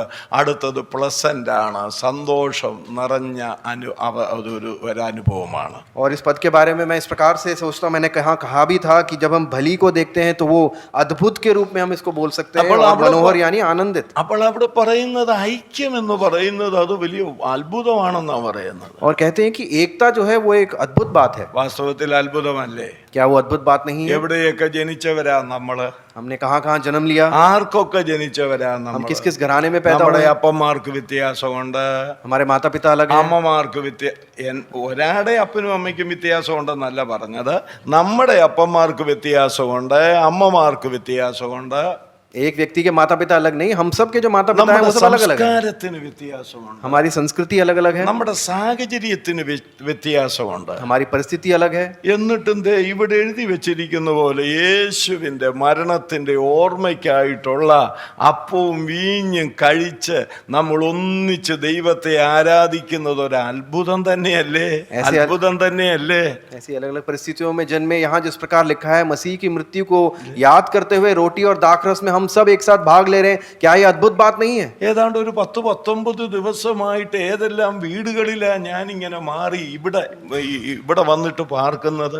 और पिछले 10-20 दिनों से जो है कितने अलग अलग घरों में रहकर मैं यहाँ तक पहुंचा हूँ. പെട്ടിയെടുത്തോണ്ട് അങ്ങോട്ട് പോകുന്നു, പെട്ടിയെടുത്തോണ്ട് ഇങ്ങോട്ട് പോകുന്നു. എത്ര ദിവസമായി പെട്ടി ചുമക്കാൻ തുടങ്ങി. और पेटी लेकर यहाँ वहाँ कितने दिनों से मैं भटक रहा हूँ. എല്ലാവരും വളരെ പരിചരിക്കുക ചെയ്യുന്നത്. और सब लोग हैं मेरा कितना ख्याल रख रहे हैं. നല്ല ആഹാരം തന്നുകൊണ്ടായിരിക്കുന്നു, अच्छा भोजन देकर, നല്ല കിടക്കാനുള്ള മുറി തന്നുകൊണ്ടായിരിക്കുന്നു. अच्छा सोने के लिए कमरा देते हैं. എന്തോ കണ്ടിട്ട്? क्या देखकर? എന്റെ ഈ നിറം കണ്ടിട്ടാണ്? मेरे रंग को देखकर? ഒന്നും അല്ലല്ലോ. ऐसा तो नहीं है. ഒറ്റ കാര്യമാണ്, केवल एक ही बात है. ഇതൊരത്ഭുതമാണ്. ये एक अद्भुत बात है. ദൈവത്തിന് സ്തോത്രം. परमेश्वर का धन्यवाद. വിവിധ ഭവനങ്ങളിൽ ജനിച്ചു വളർത്തപ്പെട്ട വിവിധ സ്വഭാവക്കാരായ നാം ഒരപ്പത്തിന്റെ അംശികളായി എന്നും പറയുന്നത് ഇതുപോലൊരു അത്ഭുതം ലോകത്തിലില്ലെന്നേ. और अलग अलग घरानों में पैदा हुए अलग अलग स्वभाव के, लेकिन एक ही रोटी में भागीदार हम संसार के सामने एक अद्भुत बात है. ഇത് നിങ്ങൾ വല്ലപ്പോഴും ചിന്തിച്ചിട്ടുണ്ടോ? क्या आपने सोचा इसके बारे में? രണ്ടാമത് ഇത് വളരെ സന്തോഷമാണ്. और दूसरी बात एक आनंद देने वाला विषय. നമ്മുടെ ആരാധനയിൽ വരുന്നതും മറ്റുള്ളവരുടെ ഇതിൽ പോകുന്നതും തമ്മിൽ എന്തൊരു വ്യത്യാസമാണെന്നറിയാമോ? हम जब आराधना के लिए जुड़ते हैं और संसार में लोग जब जुड़ते हैं उसमें कितना फर्क है. ഇപ്പൊ തന്നെ നമ്മുടെ 3 സഹോദരന്മാർ ഇവിടെ വന്ന് നിന്ന് കൈയടിച്ച് പാടാമെന്ന് പറഞ്ഞു. हमारे 3 भाई यहाँ आकर वो हाथ ताली ताली बजाकर गीत गाया, നമ്മൾ അവരുടെ കൂടെ കരങ്ങളടിച്ചു പാടി, हम उनके साथ ताली बजाते हुए गीत അതിന്റെ गाया, ആശയം മനസ്സിലാക്കി പാടി, उसका अर्थ समझकर നമ്മൾ गाया, അങ്ങ് സന്തോഷിക്കുക ചെയ്തത്. आनंदित होते हुए। പക്ഷെ ഇത് രണ്ടും സംഭവിക്കണമെങ്കിൽ എന്ത് വേണം? लेकिन ये दो बातें अगर होनी है तो ഇതാ कैसे? സഹോദരന്മാർ ഒത്തൊരുമിച്ച് വസിക്കുന്നത്. और यहाँ हम देखते हैं कि आपस में मिलकर रहने वाले। മറ്റൊരു കാര്യം കൂടെ ഞാൻ ആ ഭാഗത്തുനിന്ന് പറയാം. वहां से एक और बात देखेंगे, ഇതാ എന്ന് മലയാളത്തിൽ പറഞ്ഞിരിക്കുന്നത് ഇംഗ്ലീഷിൽ ബിഹോൾഡ് എന്നാണ്, അല്ലെ? അതിപ്പം ഇംഗ്ലീഷുകാരാ ഇവിടെ ഇരിക്കുന്ന നല്ല പങ്കാളുകളും. और हम देखते हैं कि देखो जो शब्द है वो अंग्रेजी में बिहोल्ड लिखा है। ബിഹോൾഡ് देखो, കണ്ടാലും देखने पर, കാണുക देखना पड़ेगा, എന്നൊക്കെ, അല്ലെങ്കിൽ നോക്കൂ എന്നാണ് പറയുന്നത്. देखें। നോക്കൂ, എത്ര മനോഹരമായിരിക്കുന്നു സഹോദരന്മാർ ഒത്തൊരുമിച്ച് വസിക്കുന്നത്. देखें कितनी भली और मनोहर बात है भाई लोग आपस में അപ്പോൾ मिलकर। ഇവിടെ ഒരു വലിയ ആലോചനയുള്ളത് और इसमें एक बड़ा विचार जो है, ഐക്യം കാണുന്നതാണ്. കാണുന്നതാണ്. एकता वही है जो दिखती है। ഞങ്ങൾ വലിയ ഐക്യമാണെന്നും പറഞ്ഞു നടക്കുന്നതല്ല. एकता जो है केवल कहने की बात नहीं, ഐക്യം കാണേണ്ടതാണ്. एकता दिखनी चाहिए। അതെവിടെ കാണണം? कहाँ दिखनी ആ चाहिए? സഭയിൽ വരുമ്പോ കാണണം. कलीसिया में आने पर। ഒരുവൻ സഭയിൽ വരുമ്പോൾ നമ്മുടെ ഐക്യം പറഞ്ഞു കേൾപ്പിക്കുകയല്ല ചെയ്യേണ്ടത്. कोई कलीसिया में आए तो उसको अपनी एकता के बारे में सुनाना नहीं है। ഞാൻ ചില സഭയിലൊക്കെ ചെല്ലുമ്പോൾ എന്നോട് പറഞ്ഞു കേൾപ്പിക്കും. मैं किसी कलीसिया में इस प्रकार गया हूं तो वहां लोगों ने मुझे सुनाया, കേട്ടോ ബ്രദറെ, ഇവിടെ ആരും തമ്മിൽ ഒരു പ്രശ്നവുമില്ല കേട്ടോ. देखो भाई यहाँ किसी के बीच में कोई समस्या नहीं ഞങ്ങൾ है, എല്ലാവരും വലിയ സന്തോഷത്തിലാ പോകുന്നത്. हम सब आनंद के साथ आगे बढ़ रहे हैं। അയ്യോ, ഇത് പറഞ്ഞു കേൾപ്പിക്കേണ്ട കാര്യമല്ല. अरे ये सुनाने की बात नहीं ആ है, വരുന്നയാള് കണ്ടു മനസ്സിലാക്കേണ്ട കാര്യമാണ്. സ്തോത്രം. जो व्यक्ति आया हो वो देखकर इस बात को समझे। അതുകൊണ്ട് ഐക്യം എന്ന് പറയുന്നത് കാണേണ്ടതാണ്, പറഞ്ഞു കേൾപ്പിക്കേണ്ടതല്ല. इसलिए एकता जो है वो दिखनी चाहिए, वो सुनने की ഞാൻ बात नहीं है। ഇതിനോട് ബന്ധപ്പെടാവുന്നതാണോ അല്ലയോ എന്ന് എനിക്ക് അറിഞ്ഞുകൂടാ, എങ്കിലും ഞാൻ ഒരു കാര്യം കൂടെ പറയാൻ പോവാ. इससे जुड़ी हुई एक बात मैं बताना चाहूंगा। ഇപ്പൊ വിശ്വാസം, നമ്മളൊക്കെ വിശ്വസിക്കുന്നവരാ, വിശ്വസിച്ചവരും വിശ്വസിച്ചു കൊണ്ടിരിക്കുന്നവരുമാ. हम जानते हैं कि हम सब जो है विश्वासी हैं, कुछ विश्वास ഈ करते आ रहे हैं। വിശ്വാസത്തിന് രണ്ട് മേഖലകളുണ്ട്. इस विश्वास के दो स्तर हैं। ഒന്ന് വിശ്വാസം കേൾപ്പിക്കപ്പെടേണ്ടതാണ്. ये जो विश्वास है वो हमें सुनाई देना चाहिए, രണ്ടാമത് വിശ്വാസം കാണിക്കപ്പെടേണ്ടതാണ്. और ये विश्वास जो है वो दिखना भी चाहिए। ബ്രദറെ, അത് എവിടെയെങ്കിലും എഴുതിയിട്ടുണ്ടോ? ये कहीं लिखा हुआ है? ഉണ്ട്. लिखा हुआ है? അതെവിടെയാ എഴുതിയിരിക്കുന്നത്? कहाँ लिखा है? ഈ എഫേസ്യ ലേഖനം 1-ാം അധ്യായത്തിൽ പൗലോസ് ഒരു പ്രാർത്ഥന പ്രാർത്ഥിക്കുന്നുണ്ട് 15 മുതലുള്ള വാക്യങ്ങളിൽ. और इसी इफिसियों की पत्री में 15वें पद से आगे पौलुस एक प्रार्थना कर അവിടെ रहा है। പൗലോസ് പറയുന്നത് ഇങ്ങനെയാണ്: നിങ്ങളുടെ ക്രിസ്തുവിലുള്ള വിശ്വാസവും സകല വിശുദ്ധന്മാരോടുമുള്ള സ്നേഹത്തെയും കുറിച്ച് ഞങ്ങൾ കേട്ടിട്ട്. वहाँ 15वें पद में इस प्रकार लिखा है कि मैं भी उस विश्वास का समाचार सुनकर जो तुम लोगों में प्रभु यीशु पर है और सभी पवित्र लोगों पर प्रकट है। ഇവരുടെ വിശ്വാസം കേൾപ്പിക്കുന്നുണ്ട്. और ये जो विश्वास है ये सुनाते हैं, കേട്ടിട്ട്. सुन के നമ്മളും നമ്മുടെ വിശ്വാസം കേൾപ്പിച്ചുകൊണ്ടാണ് ഇരിക്കുന്നത്. हम भी अपने विश्वास को सुना रहे हैं। എന്ന് കേൾപ്പിച്ചാൽ മാത്രം പോരാ, लेकिन सुनाना काफी അത് नहीं है, കാണിക്കപ്പെടേണ്ടതാ. वो प्रकट भी होना चाहिए। അതിന് വചനമുണ്ടോ? क्या उसके लिए एक पद है? അതിനും വചനമുണ്ട്. उसके लिए भी प्रवचन അത് है। എവിടെയുണ്ട്? कहाँ है? സുവിശേഷത്തിലുണ്ട്. सुसमाचार में। അതെന്താണ് സംഭവം? क्या है वो बात? ഒരു കനാന്യ സ്ത്രീയെ, एक कनानी स्त्री, ചിലരെ ചിരിക്കാൻ പറയല്ല, വേദപുസ്തകം നോക്കിക്കണ്ട് വായിക്കാത്തവര് കനാന്യ സ്ത്രീ എന്ന് വായിക്കേണ്ടതിന് പെട്ടെന്ന് ഒരു കന്യാസ്ത്രീ എന്നാ വായിക്കുന്നത്.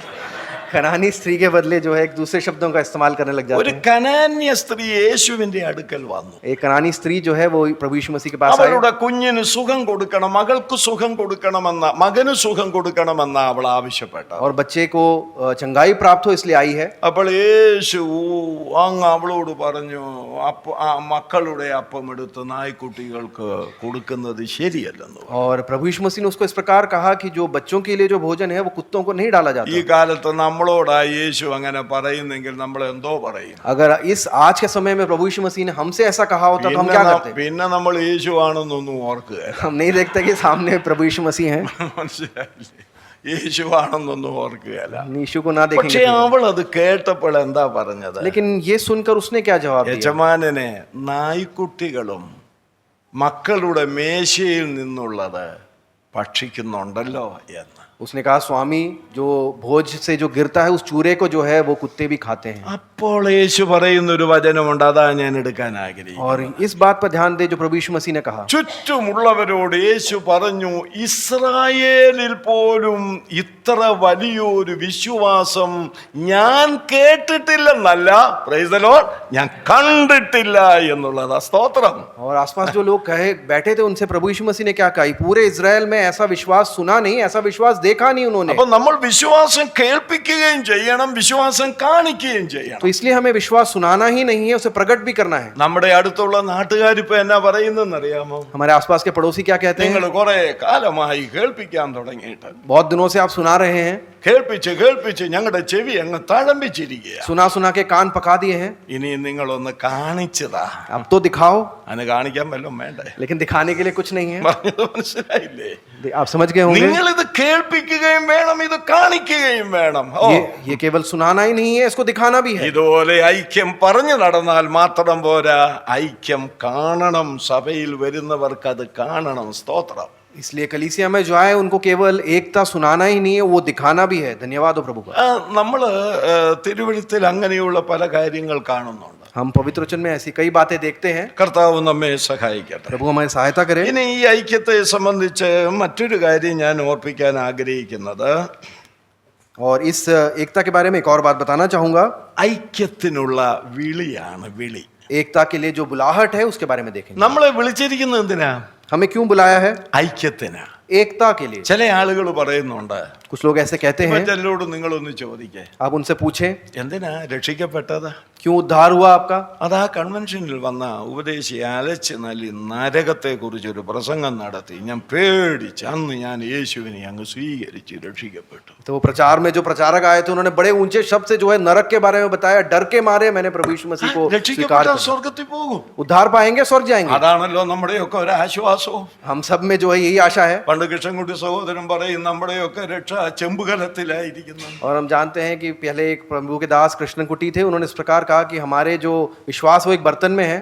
ഭർത്തൻ എന്ന് പറഞ്ഞാൽ ചെമ്പുകല, ഓടിന്റെ കലം, कांस्य का जो बर्तन है, മംഗലമല്ല, അത് പൊട്ടിപ്പോകും. और ये मिट्टी का बर्तन नहीं है जो टूट जाएगा। നമ്മുടെയൊക്കെയുള്ള ആശ്വാസം എന്ന് പറയുന്നത്, രക്ഷിക്കപ്പെട്ടപ്പോൾ ഞാൻ സ്വർഗത്തിലേക്ക് പോവുകയാണ്. हम सबकी सांत्वना यही है कि हम उद्धार पाए इसलिए स्वर्ग जाएंगे। അത് ശരിയാണ്. നിശ്ചയമായും രക്ഷിക്കപ്പെട്ടവരെല്ലാവരും സ്വർഗത്തിൽ പോകും. और हम जानते हैं सही बात है, उद्धार पाए अब स्वर्ग जाएंगे। പക്ഷേ അതിനായിട്ട് മാത്രമാണോ നമ്മളെ വിളിച്ചത്? लेकिन क्या सिर्फ इसलिए हमें बुलाया है? നമ്മളെ രക്ഷിച്ചപ്പോൾ, നമ്മളെ വിളിച്ചപ്പോൾ, രക്ഷിച്ചവന് വലിയൊരു ഉദ്ദേശം നമ്മളെ കുറിച്ചുണ്ട്. जिसने हमें बुलाया है, जिसने हमें उद्धार दिया है, उसके पीछे एक बहुत बड़ा उद्देश्य है। ഈ വേദഭാഗത്ത് പൗലോസ് നമ്മെ വിളിച്ച കാര്യം പറയുന്നുണ്ട്. और इस भाग में हम देखते हैं पौलुस हमारी बुलाहट के बारे में बताता है। 4-ാം അധ്യായം 1-ാം വാക്യമാണ്. चौथे अध्याय के पहले पद में അവിടെ നിങ്ങളെ വിളിച്ചിരിക്കുന്ന വിളിക്ക് യോഗ്യമാവണ്ണം എന്ന് പറഞ്ഞിട്ട് പല കാര്യങ്ങൾ പറയുന്നുണ്ട്. ഒടുവിൽ 3-ാം വാക്യത്തിലേക്ക് വരുമ്പോൾ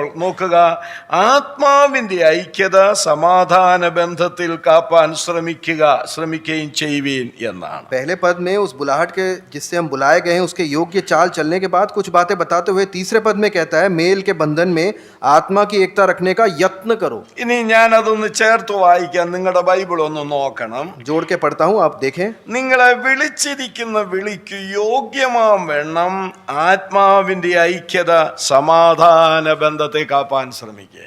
जिस बुलाहट से तुम बुलाए गए उसके योग्य चाल चलने के लिए मेल के बंधन में आत्मा की एकता रखने का यत्न करो। ഇവിടെ വളരെ വ്യക്തമാണ്, നമ്മെ വിളിച്ചിരിക്കുന്നത് ഐക്യത്തിൽ നടക്കാനാണ്. यहाँ बहुत साफ तरीके से लिखा गया है, हमें बुलाया गया है एकता में चलने के लिए। ഇതിനപ്പുറം ഒരു താല്പര്യം ദൈവത്തിന് ഇല്ല പ്രിയപ്പെട്ടവരെ. इसके आगे परमेश्वर की कोई इच्छा नहीं है। നമ്മുടെ വിളിയുടെ മഹത്വം നിങ്ങൾ വല്ലപ്പോഴും ഓർക്കാറുണ്ടോ? हमारे बुलाहट की महिमा के बारे में आपने सोचा है? ഞാൻ വളരെ വേദനയോടും ദുഃഖത്തോടും കൂടി ഒരു കാര്യം പറയുകയാണ്. बहुत दुख के साथ ये बात कहता हूँ। നമ്മുടെ മധ്യത്തിൽ പലരും ഈ രക്ഷയെ നിസ്സാരവൽക്കരിക്കാറുണ്ട്.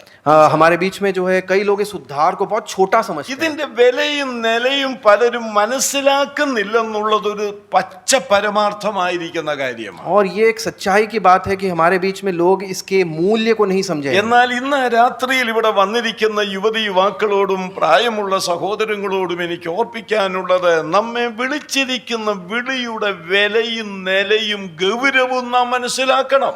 और आज जो हमारे बीच में बूढ़े से लेकर जवान तक सब जो जुड़े हैं, उनके बीच में मैं उद्धार के मूल्य, स्तर और उसकी गंभीरता के बारे में बताना चाहूंगा. സംബന്ധിച്ച് പറയുമ്പോൾ അത് ഏറ്റവും ഉന്നതമായ വിളിയാ, പരമവിളിയാണത്. और हम जानते हैं हमारे लिए ये सबसे ऊंचे की बुलाहट है. അടുത്തത് പറയുന്നത് സ്വർഗീയ വിളി എന്നാണ് പറയുന്നത്. और ये जो है स्वर्गीय बुलाहट है. മറ്റൊരിടത്ത് പറയുന്നു അത് വിശുദ്ധ വിളി എന്നാണ്. और दूसरी जगह लिखा है ये एक पवित्र बुलाहट എന്റെ है. വാത്സല്യ സഹോദരി സഹോദരന്മാർ, मेरे प्रिय भाइयों बहनों, പരമവിളി കൊണ്ടും സ്വർഗീയ വിളി കൊണ്ടും വിശുദ്ധ വിളി കൊണ്ടും നമ്മെ വിളിച്ചിരിക്കുന്നതിന്റെ ആത്യന്തികമായ ഉദ്ദേശം എന്ന് പറയുന്നത് സമവിശ്വാസികളായ നാം ഓരോരുത്തരും ഐക്യത്തിൽ നടക്കുക എന്നുള്ളതാണ്. और इस ऊंची बुलाहट के लिए, स्वर्गीय बुलाहट के लिए, पवित्र बुलाहट के लिए जो उद्देश्य है कि हम सब परमेश्वर के जन एकता में चलें. അടുത്തത് ഐക്യത്തെ സംബന്ധിച്ച് ഞാൻ ഇങ്ങനെ പറയട്ടെ.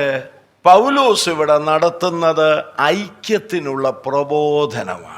और हम यहाँ देखते हैं कि यहाँ जो पौलुस एकता को जो है हमारे बीच में प्रोत्साहित कर रहे हैं. ഒക്കെ 4-1 വാക്യത്തിന്റെ ആരംഭം, കർത്തൃസേവ നിമിത്തം ബദ്ധനായിരിക്കുന്ന ഞാൻ പ്രബോധിപ്പിക്കുന്നത്. और यहाँ हम देखते हैं कि 4 अध्याय के पहले पद में, इसलिए मैं जो प्रभु में बंदी हूँ तुमसे അപ്പൊ विनती करता हूँ. പൗലോസിന്റെ പ്രബോധനത്തിന്റെ വിഷയം എന്താ? और इसलिए इस विनती का विषय क्या है? ഐക്യമാണ്. एकता है. ഞാനൊരു വസ്തുത പറയട്ടെ. मैं एक सच्चाई बताऊं. നമ്മളൊക്കെ സഭയിൽ നടക്കുന്ന പ്രബോധനം കൊണ്ട്, സഭയിൽ നടത്തുന്ന പ്രബോധനം കൊണ്ട് സാധിക്കേണ്ടത് വിശ്വാസികളെ ഐക്യത്തിൽ നിർത്തുക എന്നുള്ള. और हमारी कलीसिया में जो हमारी विनती का मुख्य विषय होना चाहिए कि विश्वासी लोग एकता में चलें. ഇന്ന് ചിലരുടെ പ്രബോധനം കഴിഞ്ഞ് വീട്ടിലെത്തുന്നതിന് മുൻപ് ഉള്ള ഐക്യവും കൂടെ നഷ്ടപ്പെടും. और आज कुछ लोगों की बातें अगर आप सुनेंगे तो घर पहुंचने से पहले ही एकता खत्म हो जाएगी. ഞാൻ ഇവിടെ ഇരിക്കുന്ന പ്രബോധകരാരൊക്കെയാണെന്ന് അറിഞ്ഞുകൂടെ എല്ലാ സഭയിൽ നിന്നും വന്നിട്ടുണ്ടല്ലോ, അവരോട് പറയുകയാണ്, നമ്മുടെ ആരുടെയും പ്രബോധനങ്ങൾ കൊണ്ട് സഭ കലങ്ങാനിടയാകരുത്. और मेरे आज जो बैठे हैं कलीसिया के जो जिम्मेदार लोग हैं, उन सब से कहना चाहता हूँ, हमारे शब्दों के द्वारा एकता में कभी भी एक बाधा नहीं होनी चाहिए. സഭയെ കലക്കുന്ന പ്രബോധനം ആരും നടത്തരുത്. അത് ക്രിസ്തീയത്വമല്ല, അത് ക്രിസ്തുവിൽ നിന്നുള്ളതല്ല. कलीसिया में अगर एकता में कोई भी हानि हो रही है तो वो मसीह में हम द्वारा दिया गया वचन नहीं है. എന്നാൽ ഇവിടെ ഈ ഇരിക്കുന്ന ഈ മനുഷ്യൻ, ഈ വയോധികൻ പ്രബോധിപ്പിക്കുകയാ. എന്തോ പ്രബോധിപ്പിക്കുന്നത്? നിങ്ങൾ ഐക്യത്തിൽ നടക്കണം, അതല്ലാതെ അദ്ദേഹത്തിനൊന്നുമില്ല, വിശ്വാസികൾ ചേർന്ന് നിൽക്കണം എന്നുള്ളതാണ്. और ये दास, ये वृद्ध दास जो है हम सब विनती कर रहा है कि हम सब एकता में चले, और कोई विषय नहीं है. ഇന്ന് സഭയിൽ ഓരോരുത്തർക്കും ഫാൻസ് അസോസിയേഷൻ ഉണ്ട്. और आज हम देखते हैं कलीसिया में अलग अलग लोगों के अपने फैंस एसोसिएशन हैं. ചില മൂപ്പന്മാർക്ക് വരെയുണ്ട്. कुछ प्राचीनों के भी हैं.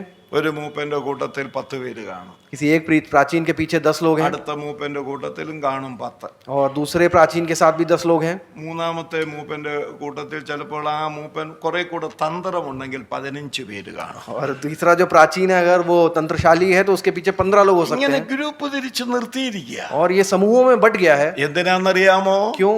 ഒരു പിൻപിൽ ഒരു ശക്തി ലഭിക്കേണ്ടതിന്. इसलिए कि हमारे पीछे हमारे लिए एक शक्ति हो.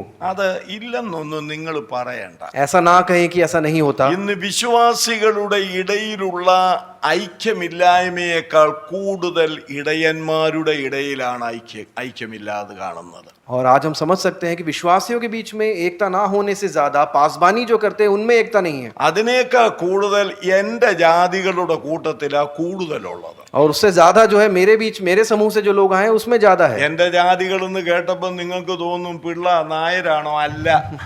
अगर आप मेरे जाति के बारे में कहें तो मैं नायर हूं, ऐसा नहीं. സുവിശേഷകന്മാരെന്ന് പറയുന്ന ജാതികളെയാ ഞാൻ ഉദ്ദേശിച്ചത്. मैं जिसकी ओर इंकित कर रहा हूँ वो सुसमाचार प्रचारक हैं. അവരുടെ ഇടയിലും കുറഞ്ഞുകൊണ്ടിരിക്കുകയാണ് ഐക്യം. उनके बीच में भी एकता कम होती जा रही है. രണ്ടുപേര് തമ്മിൽ പ്രവർത്തനത്തിന് പോവുക.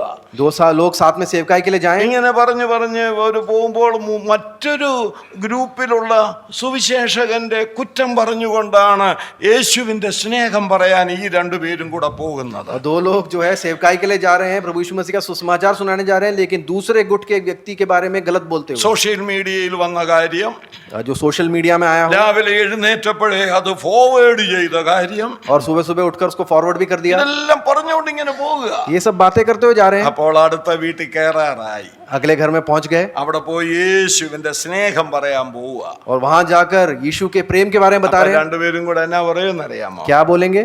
ബാക്കി നമുക്ക് പിന്നെ പറയാം. और ये जो बातें हैं हम बाद में करेंगे. ഇവിടെ കയറി സുവിശേഷം പറഞ്ഞിട്ട് നമുക്ക് ബാക്കി ഇറങ്ങി കഴിയുമ്പോ പറയാം. यहाँ सुसमाचार सुनाने के बाद ये बातें जो है आगे जारी ഇത് रखेंगे. എങ്ങനെയാ പിന്നെ പാപി ഗുണപ്പെടുത്തുന്നത് എങ്ങനെയാ? तो एक पापी उद्धार किस प्रकार पाएगा? നിങ്ങൾ അംഗീകരിച്ചാലും ഇല്ലെങ്കിലും 50 വർഷം കൊണ്ട് ഇതിന്റെ ഇടയിൽ ഇങ്ങനെ കടന്ന് നടന്നു മനസ്സിലാക്കിയിട്ടുള്ള കാര്യമാണ് ഞാൻ ഈ പറയുന്നത്. आप स्वीकार करें या ना करें, 50 साल से इसके बीच में जो मैं जद्दोजहद कर रहा ഈ हूं उससे मैंने बात മനുഷ്യന്റെ समझी है. താല്പര്യം നോക്കണം. ഇയാളുടെ പ്രസംഗത്തിന്റെ പ്രബോധനത്തിന്റെ താല്പര്യം എന്ന് പറയുന്നത് സഭയിലുള്ള ദൈവമക്കൾ അവർ ഒന്നിച്ചു നിൽക്കണം, ഐക്യത്തിൽ നിൽക്കണം എന്നുള്ളതാണ് അദ്ദേഹത്തിന്റെ താല്പര്യം. और इस व्यक्ति को, इस मनुष्य के सेवकाई को देखें, प्रचार को देखें, विनती को देखें कि परमेश्वर के जन एकता में रहें. ഇനി ഈ പ്രബോധിപ്പിക്കുമ്പോൾ ഈ പുള്ളി എവിടാ കിടക്കുന്നത്? അതായിരിക്കും രസം. और ये जो विनती कर रहे हैं ये कहाँ है? ആ 4:1 പറയുന്നു ബദ്ധനായിരിക്കുന്നെന്നാ. चौथे अध्याय के पहले पद में लिखा है बंदी हैं ബന്ധിക്കപ്പെട്ട് കിടക്കുക. और बंधन में है. അപ്പോഴൊന്ന് ഓർത്തു നോക്കിക്കേ.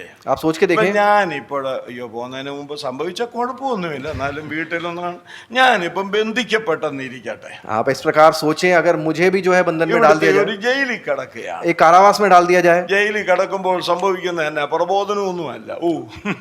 और अगर मैं जेल में मुझे डाल दिया जाए तो उस प्रकार विनती नहीं ഇവിടെ निकलेगी. ഇരിക്കുന്ന സഹോദരന്മാര് വാട്സാപ്പ് മുഴുവൻ ചാണ്ടപ്പുള്ള ഫിലിപ്പ് ജയിലിൽ. आप सब लोग जो है व्हाट्सएप में मैसेज करते फिरेंगे कि चांडापला फिलिप जेल में है, എന്നിട്ട് എല്ലാവരും കൂടെ ഒരു ചെയിൻ പ്രയർ അങ്ങ് നടത്തുക. और मेरे नाम से एक चेन प्रार्थना भी शुरू हो जाएगी. എന്നാൽ ഇവിടെ ഒന്ന് ശ്രദ്ധിക്കണേ എന്റെ പ്രിയപ്പെട്ടവരെ. यहाँ आप ध्यान दें मेरे प्रियजनों. ബദ്ധനായി കിടക്കുമ്പോഴും ആ വൃദ്ധന്റെ മനസ്സിന്റെ താല്പര്യം എന്ന് പറയുന്നത് ഞാൻ ഇവിടെ ബദ്ധനായി കിടന്നാലും സാരമില്ല, എന്റെ സഹപടന്മാര് സഹവിശ്വാസികൾ അവർ ഐക്യത്തിൽ പോകണം, ഭിന്നിക്കാൻ പാടില്ല. और ये जो वृद्ध मनुष्य जो ये कारावास में है, जो बंदी है, वो कह रहा है कि मेरे जो सह विश्वासी हैं वो एकता में चले. ഈ താല്പര്യമാകട്ടെ നമുക്കുള്ളത്. यही इच्छा हमारे जीवन में हो. അടുത്തത് अगली बात, ഐക്യത്തിനുള്ള കൃപകൾ ഈ ഭാഗത്ത് പറയുന്നുണ്ട്. और हम देखते हैं जो एकता में जो अनुग्रह चाहिए उसके बारे में हम ആ देखते हैं. കൃപകളെ കുറിച്ച് പറയുന്നിടത്ത് അതിന്റെ 2-3 വാക്യങ്ങളിലാണ് ആ കൃപകൾ കാണാൻ കഴിയുന്നത്. और हम देख सकते हैं कि हमारे जीवन में जो आवश्यक है इस एकता के लिए, उसको दूसरे और तीसरे पद में देखते हैं. 7 കൃപകൾ അവിടെ പറയുന്നുണ്ട്. और हम 7 प्रकार के अनुग्रह के बारे में हम അപ്പോൾ देखते हैं. സഭയെ ഐക്യത്തിൽ നിലനിർത്താൻ ആവശ്യമായ 7 കൃപകളെ കുറിച്ച് പൗലോസ് 2-3 അധ്യായങ്ങളിൽ വാക്യങ്ങളിൽ പറഞ്ഞിരിക്കുകയാണ്. और कलीसिया के लिए आवश्यक, एकता में बढ़ने के लिए आवश्यक जो 7 बातें हैं उसको यहाँ पौलुस यहाँ बताता है. അതെന്തൊക്കെയാണെന്ന് ഞാൻ പറയാൻ പോവുകയാണ്. നിങ്ങൾ ആ 2-3 വാക്യങ്ങളൊന്ന് നോക്കിയാൽ മതി. और जो बातें हैं वो आप दूसरे और तीसरे पद में मेरे साथ देखें. ഒന്നാമത്തേത് പൂർണ്ണ വിനയം. और सबसे पहले हम देखते हैं कि सारी दीनता. മനസ്സിലായോ? समझिए, പൂർണ്ണ വിനയം സഭയിലുണ്ടെങ്കിൽ ആ സഭ ഐക്യത്തിൽ പോകും. अगर एक कलीसिया में सारी दीनता हो तो वो कलीसिया एकता में बढ़ेगी. വിനയമില്ലാതെ പോകുന്നതാണ് ഐക്യമില്ലായ്മയുടെ കാരണമെന്ന് പറയുന്നത്. और यहाँ लिखा है कि दीनता ना हो तो हम एकता में आगे नहीं बढ़ ഈ सकते. വിനയത്തിന്റെ എതിർ വാക്കേതാ? और इस दीनता का जो है वो विपरीत क्या होगा? ക്ഷമയോ? गमा गमा. അല്ല, ഗമയല്ല. ദാർഷ്ട്യം. പെട്ടെന്ന് അങ്ങ് പറയാം. നിങ്ങളിപ്പം ഇവിടെ വന്നത് കൊണ്ട് മലയാളമൊക്കെ അങ്ങ് മറന്നു. വിനയത്തിന്റെ എതിർപദം 2, നിഗളം അല്ലെങ്കിൽ അഹങ്കാരം. और इसके जो विपरीत में हम एक पद को समझ सकते हैं, अहंकार. ഞാൻ ഒരു കാര്യം ചോദിക്കട്ടെ. मैं आपसे पूछना चाहता हूँ, ദൈവം എതിർത്ത് നിൽക്കുന്ന ഈ ഒരു പാപത്തെ കുറിച്ച് പറഞ്ഞിരിക്കുന്ന ഏതാ? परमेश्वर जिस पाप के खिलाफ खड़े हों कौन सा है? എന്നാ ചൊണയിലാ പറയുന്നത്. कितनी हिम्मत से बोल ദൈവം रहे हैं. എതിർത്ത് നിൽക്കുന്ന പാപത്തെ കുറിച്ച് ഞാൻ ഈ ബൈബിളിൽ പഠിച്ചിരിക്കുന്ന ഒരെണ്ണമാണ്. ഏത് നിഗളികളോട് ദൈവം എന്ത് ചെയ്യുന്നു? എതിർത്ത് നിൽക്കും. और हम देखते हैं कि परमेश्वर किस प्रकार से जो अहंकार करते हैं उनसे घृणा रखते हैं. അപ്പൊ നിങ്ങൾ ചോദിക്കും, മറ്റു പാപങ്ങൾക്കൊന്നും ശിക്ഷയില്ലേ? और आप पूछेंगे बाकी पापों के लिए कोई सजा नहीं ഉണ്ട്. है? എല്ലാ പാപങ്ങളെയും ദൈവം ശിക്ഷിക്കും. हम जानते हैं सभी पाप को जो है उसका न्याय प्रभु करेंगे। പ്രവചനത്തിൽ നാം വായിക്കുന്നുണ്ട്, ഞാൻ നിങ്ങളെ ശിക്ഷിക്കാതെ വിടുകയില്ല. और इस प्रकार वचन में हम पढ़ते हैं कि बिना जो है उसका न्याय करे मैं तुम्हें नहीं छोड़ूंगा। എബ്രായർ 12 പറയുന്നുണ്ട്, പാപത്തെ ദൈവം ബാലശിക്ഷ കഴിക്കും. और हम देखते हैं इब्रानियों की पत्री 12वें अध्याय में कि पाप को जो है वो न्याय प्रभु करेंगे। പക്ഷേ ദൈവം എതിർത്ത് നിൽക്കുന്നു എന്ന് പറഞ്ഞിരിക്കുന്ന പാപം നിഗളമാണ്, അഹങ്കാരമാണ്. और हम देखते हैं परमेश्वर जिस पाप के विरुद्ध सदा रहते हैं वो अहंकार है।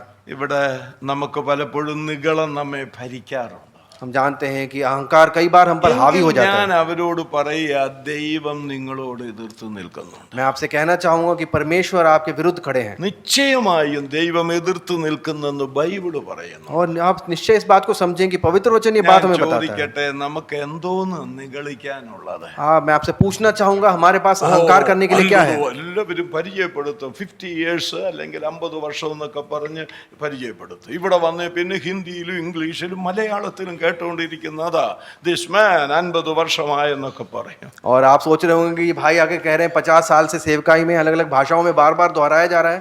ഒരു ഓർമ്മക്കേട് വന്നാ പോരെ? एक आपकी याददाश्त में कमजोरी आ जाए तो, ഒരു ഓർമ്മക്കേട്. एक याददाश्त में कमजोरी आ जाए तो, ഇപ്പൊ പറയുന്നല്ല പിന്നെ പറയും. अभी जो मैंने बोला वो बाद में कैसे बोलूंगा? കേട്ട ചാണ്ടപ്പിള്ള, നീ എന്നടാ അഹങ്കരിക്കാനുള്ളത്? चांडपिल्ला, आप किस बात पर अहंकार कर रहे हैं? അപ്പൻ നിനക്ക് ഓർമ്മ തരുന്നത് കൊണ്ടല്ലേ നീ ഇങ്ങനെ ഓരോന്നും ചേർത്ത് ചേർത്ത് പറയുന്നത്? पिता ने ये आपको दिया है इसलिए आप एक एक बात को जोड़कर ऐसे बता पा रहे हैं। തൊണ്ടയുടെ ഡയഫ്രം പൊട്ടിയാ പോരെ? ये जो हमारे गले में डायफ्राम है ये टूट जाए तो നിങ്ങൾ ചിന്തിക്കേ. आप सोच के देखें। ഇപ്പം ശബ്ദമൊക്കെ ഉണ്ട്, നല്ല ശബ്ദമുണ്ടെന്നാ എനിക്കും തോന്നാറുള്ളത് പലപ്പോഴും. अभी अच्छी तो आवाज आ रही है, मुझे भी लगता है। ഈ ഡയഫ്രം പൊട്ടിക്കഴിഞ്ഞാലോ ये डायफ्राम अगर टूट जाए तो എന്നല്ലേ പറയാൻ പറ്റുള്ളൂ. ऐसी आवाज ही निकलेगी मुंह से। ഒന്ന് ഓർത്തു നോക്കണം നിങ്ങള്. आप सोच के देखें इस बात को। ഈ ശുശ്രൂഷയും ഞാൻ എന്താ അഹങ്കരിക്കാനാ? നിങ്ങൾ പറ. इस सेवकाई में मैं किस प्रकार अहंकार करूं? ഇനി കാശ്, പണം, अगर मैं धन के बारे में അത് सोचूं, കുറെ ഉണ്ടെന്നും പറഞ്ഞ് നിഗളിക്കാനുണ്ടോ? अगर बहुत सारा मेरे पास हो तो अहंकार करूं? കോവിഡ് തെളിയിച്ചില്ല, ഇത് ഒന്നുമില്ലെന്ന് തെളിയിച്ചില്ല. कोविड ने साबित कर दिया ये कुछ भी नहीं है। കാശുണ്ടായിരുന്നു, बहुत सारा पैसा था, ഒരടക്കം കിട്ടിയോ? एक ढंग से एक फ्यूनरल नहीं हो पाया। ആകെ വന്ന ഒരു അതിഥി ആരാണെന്നറിയാമോ? ആ സമയത്ത് और एक जो अतिथि हमारे बीच में है वो कौन था? ആരായിരുന്നു? कौन था? JCB. और जेसीबी जो है JCB. उसको लेके आए। അത് തന്നെ കുഴിയെടുക്കുക, वो गड्ढा खोदेगा, അത് തന്നെ തട്ടിയെടുക്കുക, वो अंदर डालेगा അത് തന്നെ മണ്ണിടുക. और वो जो है आपको ഒരു गाड़ भी देगा। പ്രാർത്ഥനയ്ക്ക് ആളുണ്ടായിരുന്നു, एक प्रार्थना के लिए भी मनुष्य नहीं था। വായിക്കാൻ ആളുണ്ടായിരുന്നു. वचन पढ़ने के लिए कोई नहीं था। എന്റെ യുവാവേ, യുവതിയെ, സഹോദരി, സഹോദര, പിന്നെ എന്താ അഹങ്കരിക്കാൻ നീ? मेरे जवानों, भाई बहनों, फिर किस बात का अहंकार? നമ്മുടെ സൗന്ദര്യം, हमारी खूबसूरती, അതിന് തന്നെ കാശ് ചെലവഴിക്കുന്നതിന് പണ്ടൊരുത്തൻ പറഞ്ഞ പോലെ വിത്തൗട്ട് ഹാൻഡ്സ് ആൻഡ് അരിത്തമെറ്റിക്സ്. हम उसके लिए कितना खर्चा करते हैं बिना सोचे समझे കയ്യും കണക്കും ഇല്ല. और बिना उसके हिसाब रखे हुए। അതുപോലാണ് സൗന്ദര്യ വർധനവിന് വേണ്ടി കാശ് മുടക്കുന്നത്. और उसके लिए कितना पैसा खर्च करने के लिए तैयार है। ഇതെല്ലാം കൂടി ആസിഡും കെമിക്കലും എല്ലാം കൂടെ തേച്ച് കഴിഞ്ഞ് പിന്നെ എന്തായിട്ട് മാറും? अगर ये सब एसिड केमिकल मुंह पे लगाएंगे तो फिर किस में बदल जाएंगे? നമ്മുടെ മയൂർ വിഹാറിൽ ഞാൻ ആദ്യ ദിവസത്തെ പ്രസംഗം കഴിഞ്ഞപ്പോ जब मयूर विहार में पहले दिन का प्रचार हो എന്റെ गया, കുടുംബത്തിനടുത്തുള്ള ഒരു സഹോദരി പറയുക, അച്ഛൻ്റെ ആ പണ്ടത്തെ സൗന്ദര്യമൊക്കെ അങ്ങ് പോയെന്ന്. मेरे परिवार के पास रहने वाली एक मित्र, एक बहन थी, उन्होंने कहा कि भाई आपको जो पहले आप जो सुंदर थे उतने नहीं है। ഞാനൊന്നും മിണ്ടിയില്ല. मैंने कुछ नहीं कहा। കാരണം എന്നാന്ന് ചോദിച്ചാൽ कारण ये है, ഈ പറച്ചിൽ കേട്ടാൽ പണ്ട് എനിക്ക് ഭയങ്കര സൗന്ദര്യമാണ്. जो इस प्रकार से बहन कह रही है उसे देख के लगता है जैसे पहले मैं बहुत सुंदर ഇത് था। എത്ര ദിവസത്തെ കൊണ്ട് പ്രിയപ്പെട്ടവരെ? कितने दिन तक ये रहेगा? നിങ്ങളൊന്ന് ചിന്തിക്കണം. आप सोच के देखें। എത്ര വേഗത്തിലാ കവിളൊട്ടുന്നത്? आप सोच के देखें कितनी जल्दी टूट എത്ര जाएगा। വേഗത്തിലാ ത്വക്ക് आप ചുളുങ്ങുന്നത്? सोच के देखें जो എന്താ അഹങ്കരിക്കാൻ? हम किस लिए अहंकार करें? ഇതിലൊന്നും നമുക്ക് അഹങ്കരിക്കാനില്ല. हमारे पास अहंकार करने के लिए നമുക്കുള്ള कुछ नहीं है। വിദ്യാഭ്യാസം हमारी पढ़ाई, എന്നാ അഹങ്കരിക്കാനാ? क्या अहंकार करें? നമ്മുടെ മക്കള് हमारे बच्चे, ചിലടത്ത് ചെന്ന മക്കളെ കുറിച്ച് ഭയങ്കര പ്രശംസയാ കേട്ടോ. कुछ जगह जाएंगे तो बच्चों की ऐसी तारीफ होती है, നമ്മുടെ കാര്യം ഒന്നും ചോദിക്കത്തില്ല. हमारे बारे में नहीं पूछेंगे. അങ്ങനെ ഒരു ഗുണം എല്ലാം വൺ വേ ആണ്. एक सब एक तरफ जा रहा है. ചില വീട്ടിൽ ചെന്ന് ഇരുന്ന മൊത്തം അവരുടെ കാര്യമാ മോനെ किसी പറഞ്ഞുകൊണ്ടിരിക്കും. घर में आप जाएंगे तो वहाँ अपनी बातें करते रहते മോൻ हैं. അവിടെയാ, മോൾ അവിടെയാ, മറ്റേ കൊച്ചുമക്കൾ ഇന്നടത്താ. ബ്രദർ കണ്ടിട്ടുണ്ടോ അവരെ? നമ്മൾ എന്നെ ദേശത്തുള്ളവരെ മൊത്തം കണ്ടുകൊണ്ടിരിക്കും. बेटा यहाँ है, बेटी यहाँ है, पोते पोती यहाँ है, भाई क्या आपने यहाँ उनको देखा है? हमारा काम यही बचा है. മക്കളെ ഈ പ്രശംസിക്കണ്ട കേട്ടോ. बच्चे अपने आप में प्रशंसा में ना रहे. 38 വയസ്സ് വരെ വളർത്തി, 38 38 वर्ष तक हुई നല്ല മാർക്കോടുകൂടെ +2 പാസ്സായി. और अच्छे अंकों से जो है +2 12वीं पास അത് किया കഴിഞ്ഞ് ചെന്നൈയിൽ ഇത് BSc നഴ്സിംഗിന് വിട്ടു. और चेन्नई में BSc नर्सिंग की उन्होंने നല്ല മിടുക്കിയായി പാസ്സായി. और अच्छी तरह पास किया उसको. അതിനുശേഷം ചെന്നൈയിലെ വിജയ് ഹാർട്ട് സ്പെഷ്യൽ ഹോസ്പിറ്റലിൽ ഡോക്ടറോടൊപ്പം ഓപ്പറേഷൻ തിയേറ്ററിൽ ഒരു പ്രധാന നേഴ്സായിട്ട് നിന്നു ആ ചെറുപ്രായത്തിൽ. और उस छोटी उम्र में चेन्नई में विजय हार्ट स्पेशलिटी जो हॉस्पिटल में डॉक्टर के साथ ऑपरेशन में साथ खड़े होने वाली. അത് കഴിഞ്ഞ് TCSൽ ഒരു എഞ്ചിനീയറിനെ കൊണ്ട് വിവാഹം കഴിപ്പിച്ചു. और TCS में एक इंजीनियर के साथ उसका विवाह किया. അത് കഴിഞ്ഞ് കല്യാണവും കഴിപ്പിച്ച് പിന്നെ MSc സൈക്കോളജി എടുത്തു. और विवाह के पश्चात MSc साइकोलॉजी किया. SLE എന്ന രോഗം വന്നു. और SLE नामक रोग हुआ. 2 കിഡ്നിയുടെയും പ്രവർത്തനം പോയി. दोनों किडनियां खराब हो गई. 9 വർഷം ഡയാലിസിസ് നടത്തി. 9 साल तक डायलिसिस किया. സമയത്തിന് മുൻപ് അങ്ങ് പോയി. और हमारे समय के पहले ही वो चली गई. എടാ ചാണ്ടപ്പിള്ളേ, चांडपिल्ला, മകളിൽ എന്നാ പ്രശംസിക്കാൻ? आप अपनी बेटी में क्या अहंकार करेंगे? മകനിൽ എന്തോ പ്രശംസിക്കാൻ? आप अपने बेटे में क्या अहंकार എന്റെ करेंगे? മോടെ കാര്യമാ ഞാൻ പറഞ്ഞത്. मैं अपनी बेटी के बारे में बता रहा हूँ. ഒന്നുമില്ല പ്രശംസിക്കാനില്ല മക്കളെ, ഒന്നുമില്ല മക്കളെ. प्रियजनों, किसी भी बात में अहंकार करने के लिए हमारे पास नहीं है. വട്ടപൂജ്യമാണ് നമ്മൾ. हम परमेश्वर के सामने शून्य हैं. ആത്മീക തലത്തിലാകട്ടെ ഭൗതിക തലത്തിലാകട്ടെ നമുക്ക് എന്ത് അഹങ്കരിക്കാനാ ഉള്ളത്? പറ നിങ്ങള്. आत्मिक रूप से या भौतिक रूप से हमें क्या अहंकार करने के लिए आप बताएं. താഴ്മയുള്ളവർക്ക് കൃപ നൽകുന്നെന്ന്. हम जानते हैं कि जो दीन बनते हैं उनको अनुग्रह प्राप्त होता है. ദൈവകൃപ നമ്മുടെ കുടുംബങ്ങളിൽ, നമ്മളിൽ, നമ്മുടെ സഭകളിൽ പെയ്തിറങ്ങണമെന്ന് വരികിൽ താഴ്മയുള്ളവരായിട്ട് മാറണം. और परमेश्वर का अनुग्रह हमारे जीवन में एक वर्षा के रूप में आए कलीसिया जीवन में, इसके लिए हम दीन എന്റെ होकर आगे വാക്ക് बढ़ें. അവസാനിപ്പിക്കാറായി. കർത്താവ് അനുവദിച്ച നാളെ വൈകുന്നേരം, നാളെ പകല് 2 മീറ്റിംഗ് ഉണ്ട്. നിങ്ങളെ പ്രതി ഞാൻ ഇത് എടുക്കത്തില്ല, നാളെ വൈകുന്നേരമേ അത് എടുക്കുകയുള്ളൂ. और आज जो है संदेश को समाप्त करेंगे. आपके लिए मैं इसको कल शाम को ही जारी रखूंगा. അതുകൊണ്ട് നമ്മെ ഐക്യത്തിൽ നിലനിർത്തുന്ന ഈ ഒന്നാമത്തെ കൃപ നമ്മൾ വിനയമുള്ളവരായി തീരുക എന്നുള്ളത്. और एकता में जो अनुग्रह हमें आगे बढ़ाता है वो ये है कि हम दीनता में आगे बढ़ें. ഞാൻ ഒരു സംഭവം കൂടെ പറഞ്ഞ് അവസാനിപ്പിക്കാൻ मैं പോകും. एक कहानी बताकर आपको समाप्त करना चाहूंगा. ഞാനത് വായിച്ചതാണ്. मैंने पढ़ा है इसके बारे में വായിച്ച പുസ്തകവും കൂടെ ഞാൻ പറയാം. और उस पुस्तक के बारे में बताऊंगा. ചിക്കാഗോക്കാരനായിരുന്ന നല്ലൊരു വചനപഠിതാവായിരുന്ന ദൈവഭക്തനായിരുന്ന വാരൻ VHB എന്ന് പറയുന്ന ദൈവദാസന്റെ ഒരു ബുക്കിൽ എഴുതിയ കാര്യമാണ്. और शिकागो में निवास करने वाले एक परमेश्वर के दास थे, वॉरेन वेयर्सबी, उनकी किताब से है. അവിടെ അദ്ദേഹം എഴുതിയ സംഭവം ഇതാണ്. वहाँ जो घटना के बारे में बताया गया इस प्रकार है. ബില്ലി ഗ്രഹാം ഒരു യോഗത്തിൽ, അമേരിക്കയിൽ ഒരു യോഗത്തിൽ ഇങ്ങനെ ഒരു സ്ഥലത്തോട്ട് വാഹനത്തിൽ പോവുകയാണ്.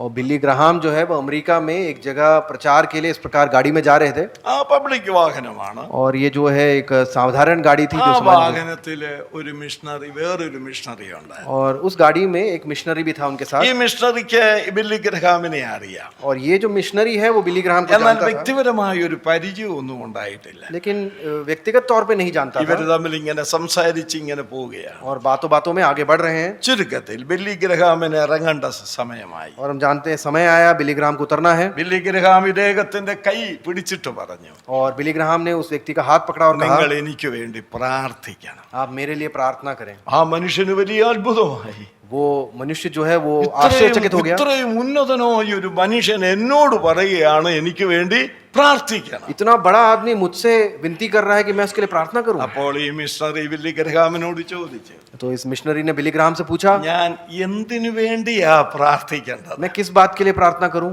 അദ്ദേഹം വിചാരിച്ചു വചന ശുശ്രൂഷയൊക്കെ ചെയ്യാൻ പോവുകയല്ലേ, ആ ശുശ്രൂഷയുടെ അനുഗ്രഹത്തിനായിരിക്കുമെന്ന് കരുതി. उन्होंने सोचा वचन के प्रचार के लिए जा रहे हैं तो उसकी आशीष के लिए प्रार्थना मांगेंगे. ബില്ലി ഗ്രഹാം കൊടുത്ത മറുപടി എന്നാന്നറിയാം? बिली ग्राहम ने क्या जवाब दिया?